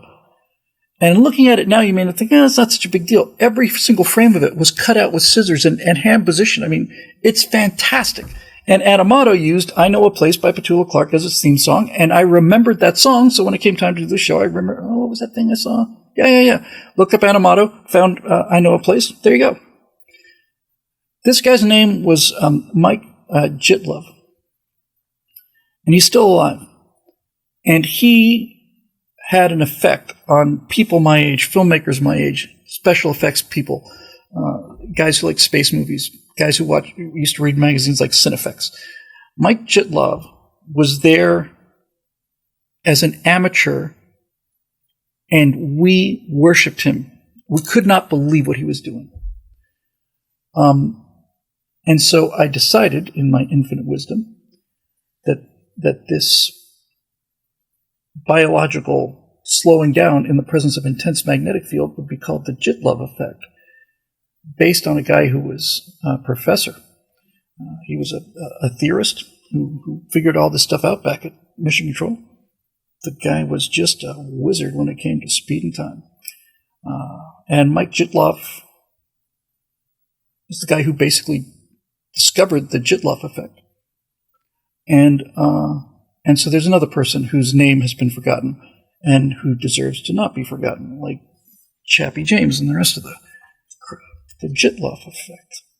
Sometimes, Bill, sometimes really you do earn your pay. Hey, there's a first-time chat, which I always take from Enormous Con. What a great name. Want to offer promotion of your channel, viewers, followers, views, chats, bots. The price is lower than any competitor. The quality is guaranteed to be the best. Auto on. This gets better and better. Incredibly flexible and convenient order management panel. Everything is in your hands. Turn it off, on, customize, and all I have to do is go to a website address, which it's not a name I'm going to mention. Wow. Well, I'm tempted just to shut the show down now because I just can't wait to see what's going on there. But I think I'll probably just do another question or two. That's a great question, though, Ian. I know we're ahead of the curve on the show when we get a question done. But that question was fascinating and Stay with me, so let me see what I got here. Oh, yes. Okay. Hey, here's one. Okay, got a couple. We're not going to get through them all tonight, no way. However,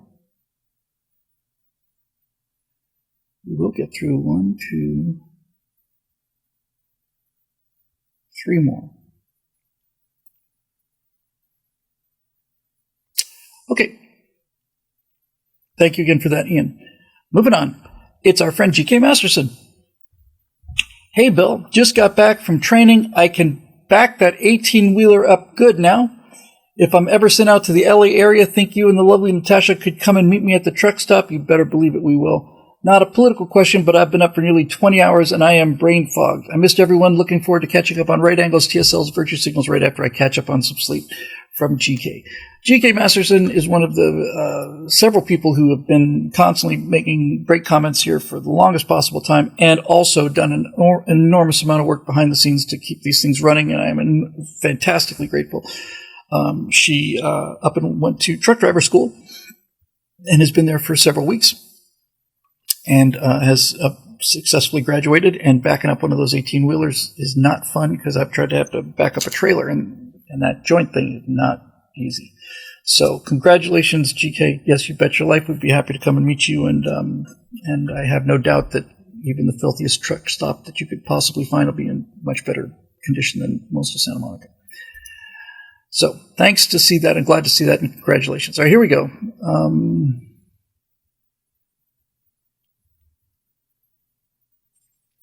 Skip the second one, Eric. No, I'm not, because that one's... Eric, I hate to do this on your birthday. I'm going to pass on both those questions. One of them because it's very much like last week. I've got nothing to add, and the other one is because I just don't want to get into it. It's not I'm afraid of it. I just don't want to. So we'll have to skip you on that one. Sorry about that.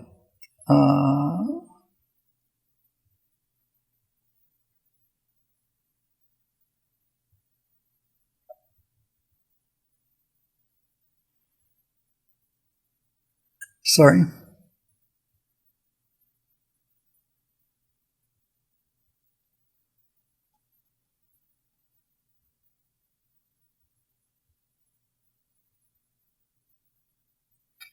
Charles Tomes has an aviation question, and I've been doing too much aviation tonight. Charles, I don't know if it's possible if you're watching this or watch it when it's recorded. I would very much like to cover that issue. If you could repost it for next week, I will look for it real hard. I just don't think it's fair to another aviation question about it, but it's great. So that leaves us with one question to go from Marusha Dark, which is a little long, as is usually the case. However, there's a lot of ore there, a lot of mineral there in that ore. So here we go, and this will do it for the night, kids. Topic: Pagans versus the religious right. You know, I was content to come in here this week and ask a nice consents lowball question, like whether Bill and Natasha were planning to have children together someday. But upon opening the website, I see yet another Virtue Signal episode in which Bill and Zoe are bashing pagans collectively. I thought we were bashing Satanists, but we'll see. I'll be the first to say that there are plenty of self-described pagans who do and believe stupid crap, plenty of sadists in that group, but as the resident pagan witch in this circle of friends, I feel obligated to throw out a not all in response. Fair enough. After seeing a number of these episodes, it does make me wonder what place someone like me has in America where conservatives are in charge. Most conservatives are of the Abrahamic persuasion, and most of those are Christian. I'm old enough to remember when the religious right was predominant in the culture, and at least a vocal portion of them saw fit to demonize anything outside their mainstream view. I know that you and I are friends, Bill. I know you're capable of nuance, and I know that this is a two-way street in which many conservatives and Christians presently feel demonized and persecuted for their religious faith by the left. But could you maybe speak to this issue? What place do religious minorities have in America if Christian conservatives manage to take charge again? Because honestly, I do worry about overcompensation, and not all of them will be as kind to me as you have been. Maybe you and Zoe can make a topic of that Virtue Signal episode on its own. Wow, what a profoundly deep and interesting and meaningful and important question. Let me answer the first important question first, because it came to me right as I was reading it. You wrote, after seeing a number of these episodes where we're talking about Satanism and Zoe and I, it does make me wonder what place someone like me has in America where the conservatives are in charge. Well, if the conservatives ever are in charge and they're real conservatives, Marusha, your place will be the same exact place as it is now, only nobody will be telling you what to do.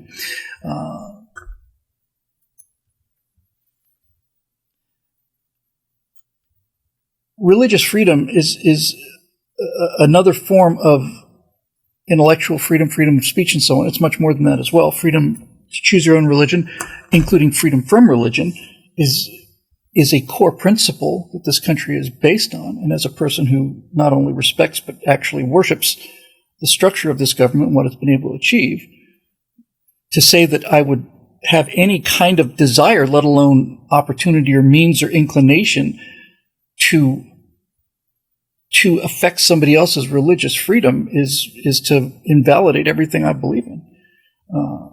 It's the First Amendment. It's the First Amendment. It's the same, in the same amendment as free speech. So talking about Satanism, and we were talking about Satanism, I don't know if Zoe used the word pagans. I suspect it might have been him. It might have been me. But I'll get to the other side of this argument in a minute.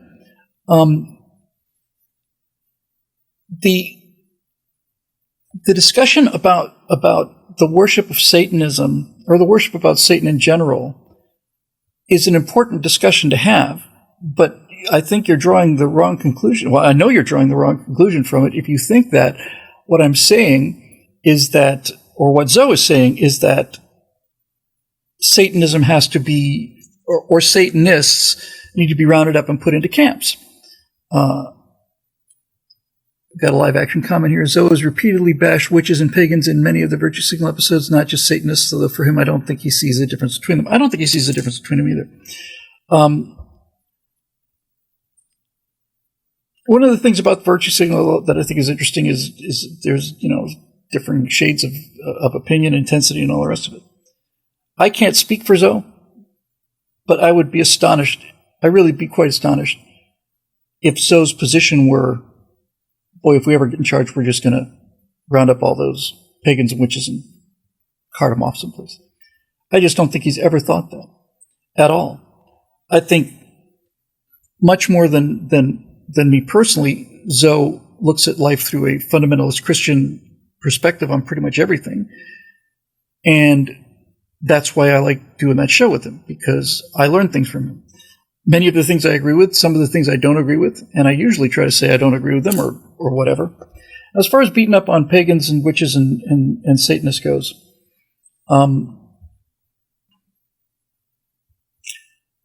first thing I'll say is my initial reaction, which you just heard, is my base true reaction.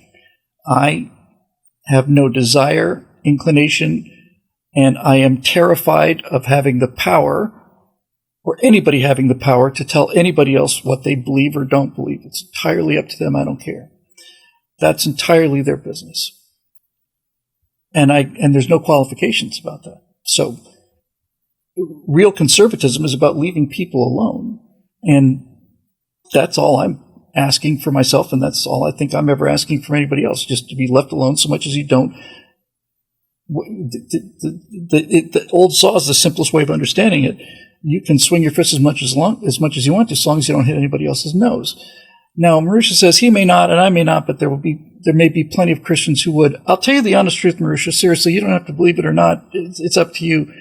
I don't know a single Christian who would be in favor of that. I don't. I genuinely don't. I'm not saying they're not out there. I'm just saying I don't hang out with them. I have some friends who are deeply religious people, or friends Phil Trick, Andrew Clavin, Jeremy Bourne. They're considerably more religious than I am. And I have never heard any of them ever talk about anything that even comes close to that at all. It has not come up. It's like talking to a foreigner about this, actually. When I speak to, when I'm engaged in a conversation with somebody who says that Americans just want conquest, we just want to conquer the world, we just want to take other territory, my genuine response to that will be, look, I'm a conservative. I hang out with other conservatives, and I'm kind of a hawk, and I hang out with other hawks too. In all of the discussions that we've had, in the most private of sessions, the most private, secure conversations we have ever had, ever, the subject of going in and taking somebody's country so we can have their land or their resources has not only not been rejected, it's just never come up. Ever. It has never, ever come up.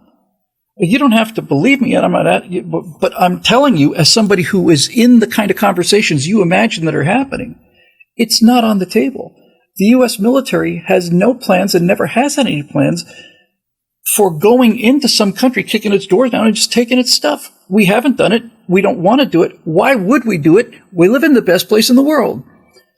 And so I'll apply that same standard to what I'm telling you now. Of the people that I know who are deeply religious Christians, the idea of the suppression of anybody else's religion, including Satanists, suppressing their religion has never even come up, let alone been rejected. It's simply not on the table because the Christians that I know are patriots who deeply understand how this country works, and they understand the same thing I understand, which was taught to me by my dad, who was in Germany in April of 1945, never got shot at, ever, but he was prepared to, and he thought he was going to be killed in Germany. Then he thought he was going to get killed in Japan, like everybody else his age and his class. My dad went to Germany, enlisted, lied about his age, enlisted after having a hernia, and all the rest of this stuff, because he was determined to fight the Nazis. So my dad was not a big fan of the Nazis. But when the Nazis marched in Skokie in the 70s or late 60s, and it was big news, I said, Dad, these Nazis in the streets, they just put these people in jail. He said, you can't put them in jail, Bill. I said, why? He said, because if it turns out that there are people who can go to jail because they disagree with you, the problem then becomes who decides? Who decides? And there's no way around it. And this is why I'm such a big free speech believer. I think my dad's exactly right. And to hear my dad come out not defending Nazis, defending the right of the Nazis to march in an American city because he finds them as repulsive as I do, more so, and I have a low opinion of them. He was willing to give his 20-year-old life in order to stop them, but he also understood that to put them in prison for it is maybe entirely appropriate in the case of Nazis, but that's not the point. The point is who decides? Who decides who goes to jail because of what they believe? So there's that. And that's the same argument I would apply to all of this stuff. Now let's talk about the actual stuff that's at the center of this issue here. There's another question from Rusha, since we're talking about his or her comment. Before the woke canceled Rowling for being a TERF, the religious right canceled her for promoting witchcraft and corrupting the youth. Okay, Marusha, fair enough. But when you say they canceled her, did they put her in jail? What did they do to her other than disagree with what she was teaching? I mean, where's the coercion here? I'm not aware that anybody. There may have been movements to have your kids not read Harry, but there was nobody was like actually out to get her. People thought, and still think, some conservative Christians still think that belief in magic is dangerous and unbiblical. Fair enough. You don't have to agree with that. I'm not sure I do. It doesn't matter. The point is, they disagreed with her, and they made a public point of disagreeing with her. But where's the coercion? Where's the harm to J.K. Rowling as a result of conservatives not liking her preaching about magic? There isn't any. There is a huge amount of security and personal concern issues when she pissed off the left, but when she pissed off the right, all the right did was say, we don't like this. So she was not. Her books were not burned. They were not removed from the stores. People disagreed with her. They expressed their opinions. And then that's that. That's what a free country is. Now, you can find that threatening. And if it turned out that she had been hauled away, then I would find it threatening too, but that didn't happen, so it didn't happen. So her movies have, as Chuck the Merciless points out, her movies, it's a direct quote, hang on, isn't Rowling still rolling in cash from the books and movies and not burning at the stake or in jail? That's kind of the question. Her movies have made billions of dollars, and she's taken a significant hunk of it because she's earned it. I'm not a Harry Potter fan, but I had no problem with the Harry Potter movies. It just didn't interest me much because I just always considered them to be kind of Lord of the Rings light. Lord of the Rings, by the way, contains an awful lot of supernatural stuff in it, and I don't know whether Christians are upset about that. I'm sure there were some of them that were, but that's not the point, you see. That's not the point. This country does not allow anybody to take that kind of action, and I find that the destruction that's been and the hatred and the intimidation and the general misery and fear that J.K. Rowling has faced has not come from conservatives. They just disagreed with her and didn't think and said, I don't like what she's writing. It's the left that's threatened her life and threatened to kill her and done all the rest of it because she said a woman is a woman. That's the sin of the age. So I'm not trying to say I am trying to say you're wrong for being worried about this because it's not, I just don't see it as a factor. She's back. Here she is back again. Cancellation precedes coercion, which is why wokeness is dangerous, is it not? The left would argue no TERFs are in jail yet. So at what point then are you allowed to disagree with a position? I mean, if what you're saying is Bill and Zoe talking about the harm of Satanism makes you feel uncomfortable, that if Bill and Zoe were in power in this country, your religious rights would be under attack. When none of us called for that, what are we allowed to say about Satanism, and what are we allowed to disagree with about Satanism, paganism, Wiccanism, witchery, or all the rest of it? What are we allowed to disagree with without hurting your feelings? I mean, I just don't know what to say about that. I am enormously proud of the fact that I am at the absolute dead bottom last of the victimhood chain. There's not a thing that's said in genuine hateful things that are said out there that don't apply to me directly. Hatred towards white people, towards males, towards people who consider them Christians, towards conservatives, towards straight people, all of it. I'm all of those things. I get this wave of societal hate all the time, and I have no corner that I can go hide in where I can say, well, at least I'm gay. Nope. I'm assaulted by this every day. And I fight back against the things that I don't like, and Satanism is one of them. But that doesn't mean that I'm worried, particularly, about people who criticize me, mostly on account of those incredible stash of weapons I had before that tragic boating accident. That's the fundamental difference between this culture and other cultures. It's going to be awful hard to take 180 million of us out into a field and be shot in the back of the head. So what do people who disagree with Satanism have to do? Do we just have to be quiet about it because we don't want people's feelings hurt, or we don't want them worried about something that we've never discussed or isn't even on the table? So let's talk about Satanism for a minute.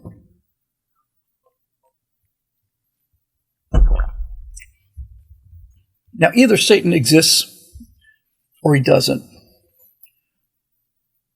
If he, and for the sake of this argument, it's actually not, it doesn't even really matter. When people say they worship Satan, we know who Satan is. Whether Satan is real or not is an individual opinion, but we know what Satan is, and is generally considered to be antithetical to Christianity. We know what Christianity is, as written anyway.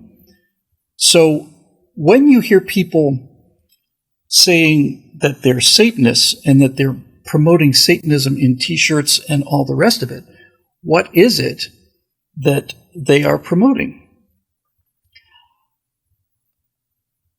We will take Satan as an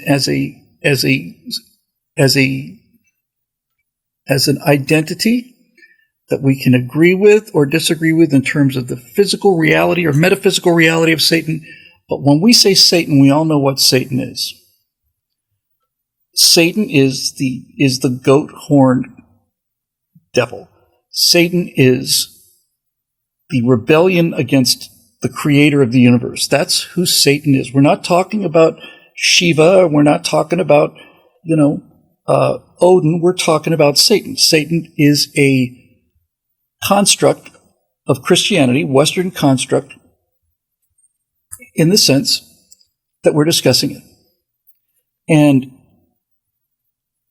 Satan and the upside-down cross represents the antithesis of holiness and sacredness. The Black Mass was celebrated with orgies and blood sacrifice and human sacrifice. This is what the antithesis of Christian morality is.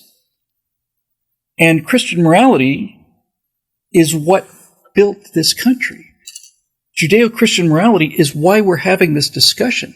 And you don't have to be Jewish or Christian in order to benefit from it, but nevertheless it's there. And it's much deeper than, Christians wrote the Constitution. It's much, much deeper than that. The essential, and when I say Judeo-Christian, we're really talking about Christian, because here's what it is. And this doesn't apply to Judaism as far as I can see, generally speaking. The essence of Christianity as a religion, as a moral code, is that there is an internal conscience and an internal presence that provides you with virtue that you are incapable of generating on your own, and that this virtue was a gift to humanity from God. But the most important thing about Christianity is that word internal. Muslim societies, traditional Muslim societies, Sharia societies, look at all of the things that cause human despair and unhappiness and ban them. You can't drink alcohol in a fundamentalist Muslim country. In the most strict fundamentalist Muslim countries, you can't listen to music. You can't hold hands. You can't kiss in public or in private until you're married. All of those elements are there in order to prevent human beings from sinning. And to some degree, Judaism is the same way. There are strictures and laws that are used externally to enforce your behavior. Christianity, on the other hand, says you can't force virtue on people from the outside. All you can do is control them and corral them, but you can't make them virtuous. And because you can't make them virtuous, any attempt to do so is immoral. The reason that Christianity and the United States are so deeply intertwined is because, as the founders said extremely clearly, they said, our form of government will not function for a population that is not virtuous. What does that mean? Virtue, in the case there that the founders were talking about, virtue meant doing the right thing as often as you can without somebody forcing you or watching you doing it. It is the honor system. That's probably the best way to put it, It's the honor system. So in the United States, we don't ban Las Vegas. And if you go to Vegas, you can drink, you can gamble, you can whore around, and Vegas, being the modern Babylon, jokes about it, come to Vegas, do all of these things, just don't tell anybody, because what happens in Vegas stays in Vegas. And America has a Las Vegas because America is fundamentally predicated on the idea that if you ban Vegas, you're not going to ban the desire to gamble, the desire to drink, the desire to whore around. So there it is. Use it in moderation. And And this is the essence of what virtue is. The reason we're free in America is because we're expected to behave ourselves. And when we say behave ourselves, it means conform to Christian virtues like monogamy and marriage, a belief in a higher power, the idea of something being sacred, the idea of something that good triumphs over evil, the whole package. If you don't have people behaving virtuously, then you don't have freedom. You can't have freedom. You can't. It's not possible. You have to regulate people, and that's what's happening right now. This is what the progressives are doing. They want video surveillance on everything, and everything that's not forbidden is mandatory. That's the kind of world that we've always lived in, and this is the antithesis of what having a conscience does for you. So when Satanists are out there talking about being the antithesis of Christianity, they're the antithesis of freedom, despite the fact that they're claiming to be the advocates of freedom. What they're doing is they're making Satan into Lucifer. The arguments that Satanists generally present is that Satan is a super groovy cat who's in rebellious against an evil ruler and who brings light and knowledge and so on, and therefore deserves to be worshipped, not this stern, rotten guy who's got all these rules and so on. But what Satanism is essentially selling is not liberty, it's libertinism. Satanism is selling the idea that you can do whatever you want to, whenever you want to. Conform to Christian virtues or else you're immoral. Yes, that's what I'm saying. Yes, conform to Christian virtues or else you're immoral. So what are some Christian virtues, Marisha? Murder is bad. That's a Christian virtue. If I don't conform to that, if I think murder is fine, if I just go around murdering people, does that make me immoral? Yes, it does. Yes, it does. Adultery is bad. Bearing false witness is bad. Rape is bad. Arson is bad. Stealing is bad. These are the moral codes that we live by. And so, yes, exactly. That's exactly right. Conform to Christian values or else you're immoral. If you have values that are satanic, then you can do whatever you want to. And this is where the danger is. This is why Zoe and I have discussions about Satanism and why we talk about it as a danger, because it is a danger. The thing that I never get, I can never understand, is that people who talk about being a Satanist, who worship Satan as that name is understood, believe him when he says, "I'm just here to liberate you from this oppressive God creature." We know what Satan is. We know what the name means. We know what we know about, Paradise Lost, that archetypical story. We know the story, and we also know that Satan is the prince of lies. He is telling you what you want to hear so that you will do whatever you want to, and then you will end up being miserable and making other people miserable as well. This idea has to be fought. And when I say fought, I'm not advocating taking Satanists and lining them up and putting them into camp. I'm saying it has to be fought the way that Zoe and I fight it, which is to say, this is dangerous and wrong. It's dangerous and evil.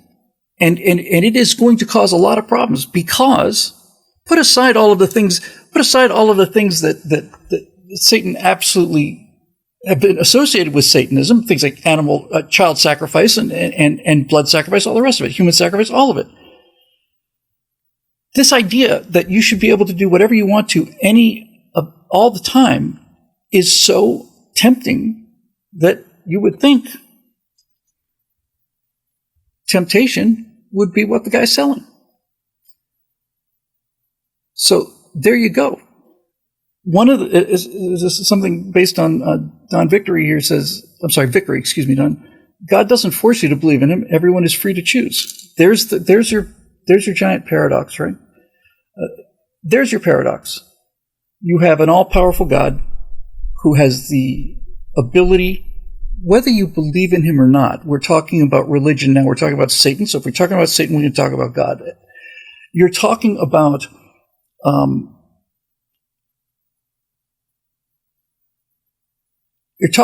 a creature, a being that had the ability to create a sinless world and didn't. Why?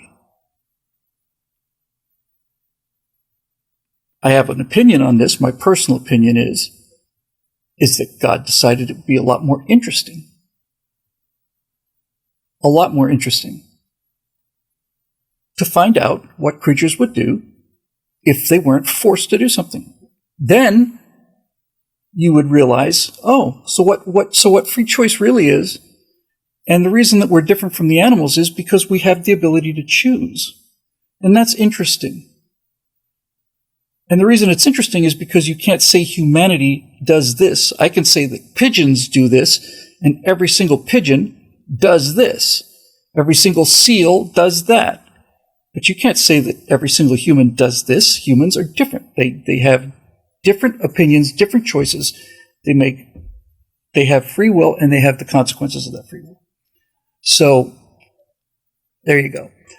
And I just don't understand how people who claim to be worshiping the horned devil who fell from heaven and reigns in hell because of his pride and his narcissism and his mean-spirited egotism, I don't find that worthy of worship. And I find that people who do find that worthy of worship have qualities that I don't think are good for society, namely narcissism, overweening pride, absolute certainty in their own cause, and a willingness to do whatever they want to, regardless of what the consequences are.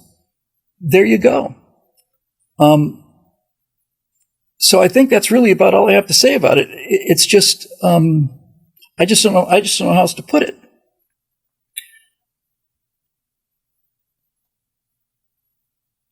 It's important for people like me, Enzo, to make sure that this to do our best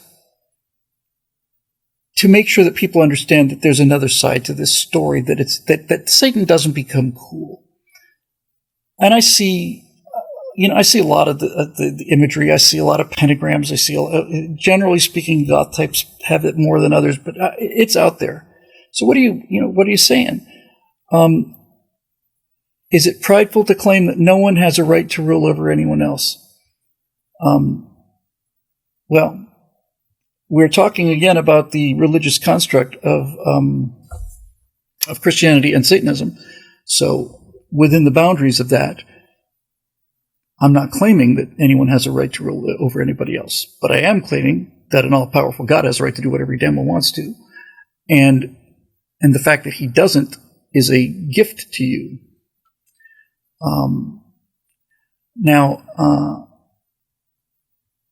Let's see. So we were talking about Stefan Molyneux before. He's an atheist who wrote a book about recovering morality from pure reason and secular first principles that precede religion. But that's absurd, Marusha, and he's wrong. He's flat out wrong, and he should know better. Reason didn't precede religion. Religion and religious belief and belief in God has been there since we descended from the trees, and possibly earlier. Reason is a relatively new invention. Reason, like science, is a way of thinking about things. You have little pockets of reason throughout history. The Greeks managed to pull off a little bit of it. Very small numbers of very small group of people managed to pull it off. But to say that reason existed before religion is just plain nuts. It's provably wrong.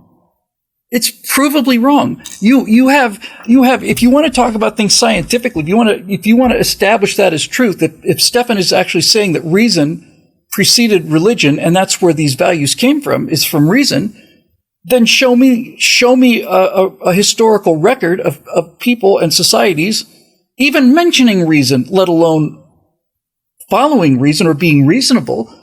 That's ridiculous. It's completely ridiculous. No. No, no, no, no, no. Reason is the result of the freedom that comes from having an internal conscience and not having morality enforced upon you by society, but rather enforced upon you by your internal conscience, the presence of Christ in your life. That's basically it. But this idea that there were this group of, of guys in togas and wearing laurels on their head who developed all of these ideas through rational discussion prior to religion coming along and ruining anything is just plain insane. No, it's insane. The volcano is on fire again. Yes, let's chuck some young women in there because that's the most precious thing we have. And if we give the volcano the most precious thing we have, maybe the volcano will leave us alone for a while. That's not reason. That's been there a long time before reason. Long time before reason. Science is a result of reason, and reason is the invention. It is an intellectual construction that basically says that there are things that exist outside of our own consciousness and opinions, that there is an actual external truth, and that people of goodwill who are trying to find that truth can have discussions and disagree about things, and by referring to those external truths can come to an agreement about what is true or what is not true. That's basically what reason is. But this is a modern invention, and I just don't. You can't reason your way into a belief that murder, rape, and theft are swell qualities. The idea that these things were anathema and taboo existed for hundreds of millennia before people even had the idea that you could discuss with somebody who you disagree with the idea that there may be an external way to measure whether we're right or wrong. That's what reason is. This is a recent invention. So to say that reason is the reason we have all of these virtues is just plain historically wrong. And I'm surprised that he would make a statement like that, because that seems to me to be as prima facie as any other thing I've ever seen. See, I use some Latin there. It means it must be right because I'm a smart guy and I use Latin. So there you go. This society, as it is structured, has to be virtuous. And there are many, let me make sure I get this right so you understand what I'm saying. There are many, many, many virtuous people out there who are not religious or Christian, but their virtue is baked into the society that they grew up in. And that society is constructed of bricks and mortar that are Christian.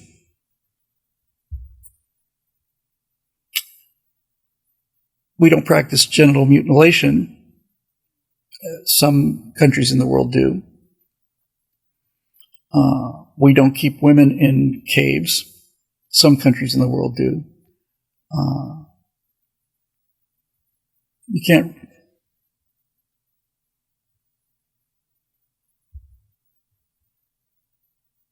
Well, I just see that just to me is just retreading the same territory. If you're actually trying to make the case that reason existed before religion, then there's nothing I can do about that. You're just going to have to show me some evidence. If you want to change my mind and win this argument, you're going to have to show me evidence of reason having a place in human history that predates religion's place in human history. And you can't do that, and we both know it. So, there you go. Anyway, it's fun to have reasonable conversations with friends and people and discuss things, learn things, see new perspectives on things. Not for me, of course, obviously, I'm right all the time, but for you, it must be a real thrill, all of you out there.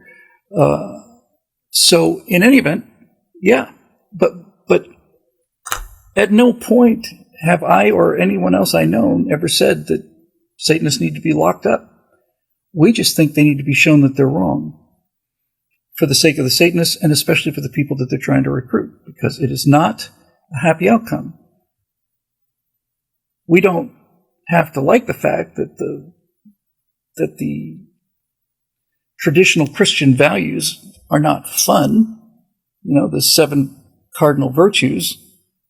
Thriftiness isn't fun. None of them are fun. The reason they're there is because they provide for the greatest happiness for the greatest number of people over time. So, anyway, that's that. So, Marisha says she can show that there is a historical precedent for reason that predates religion, just can't do it in 200 characters in 5 minutes. Okay, well, I'm looking forward to maybe next week you can put in the comment section just some bullet points of where these outcroppings of reason exist in the historical record. So you have a whole week to think about that, and you can spend as much time on it as you want to. I'm done here. In any event, these things are fun. They're fun to talk about. It's fun to talk with smart people about things. It's fun to be challenged about ideas. And it's something to think about. Okay, so anyway, I'm all done here. It's 2 hours and 26 minutes of recording. I think that's probably enough. I have things to do as well as always before I go home, so I'm going to do those things now. But it was fun talking about this stuff, so we will see what happens next time, I suppose. Because as you probably know by now, the show's made possible by the members at BillWhittle.com who keep discussions like this one going.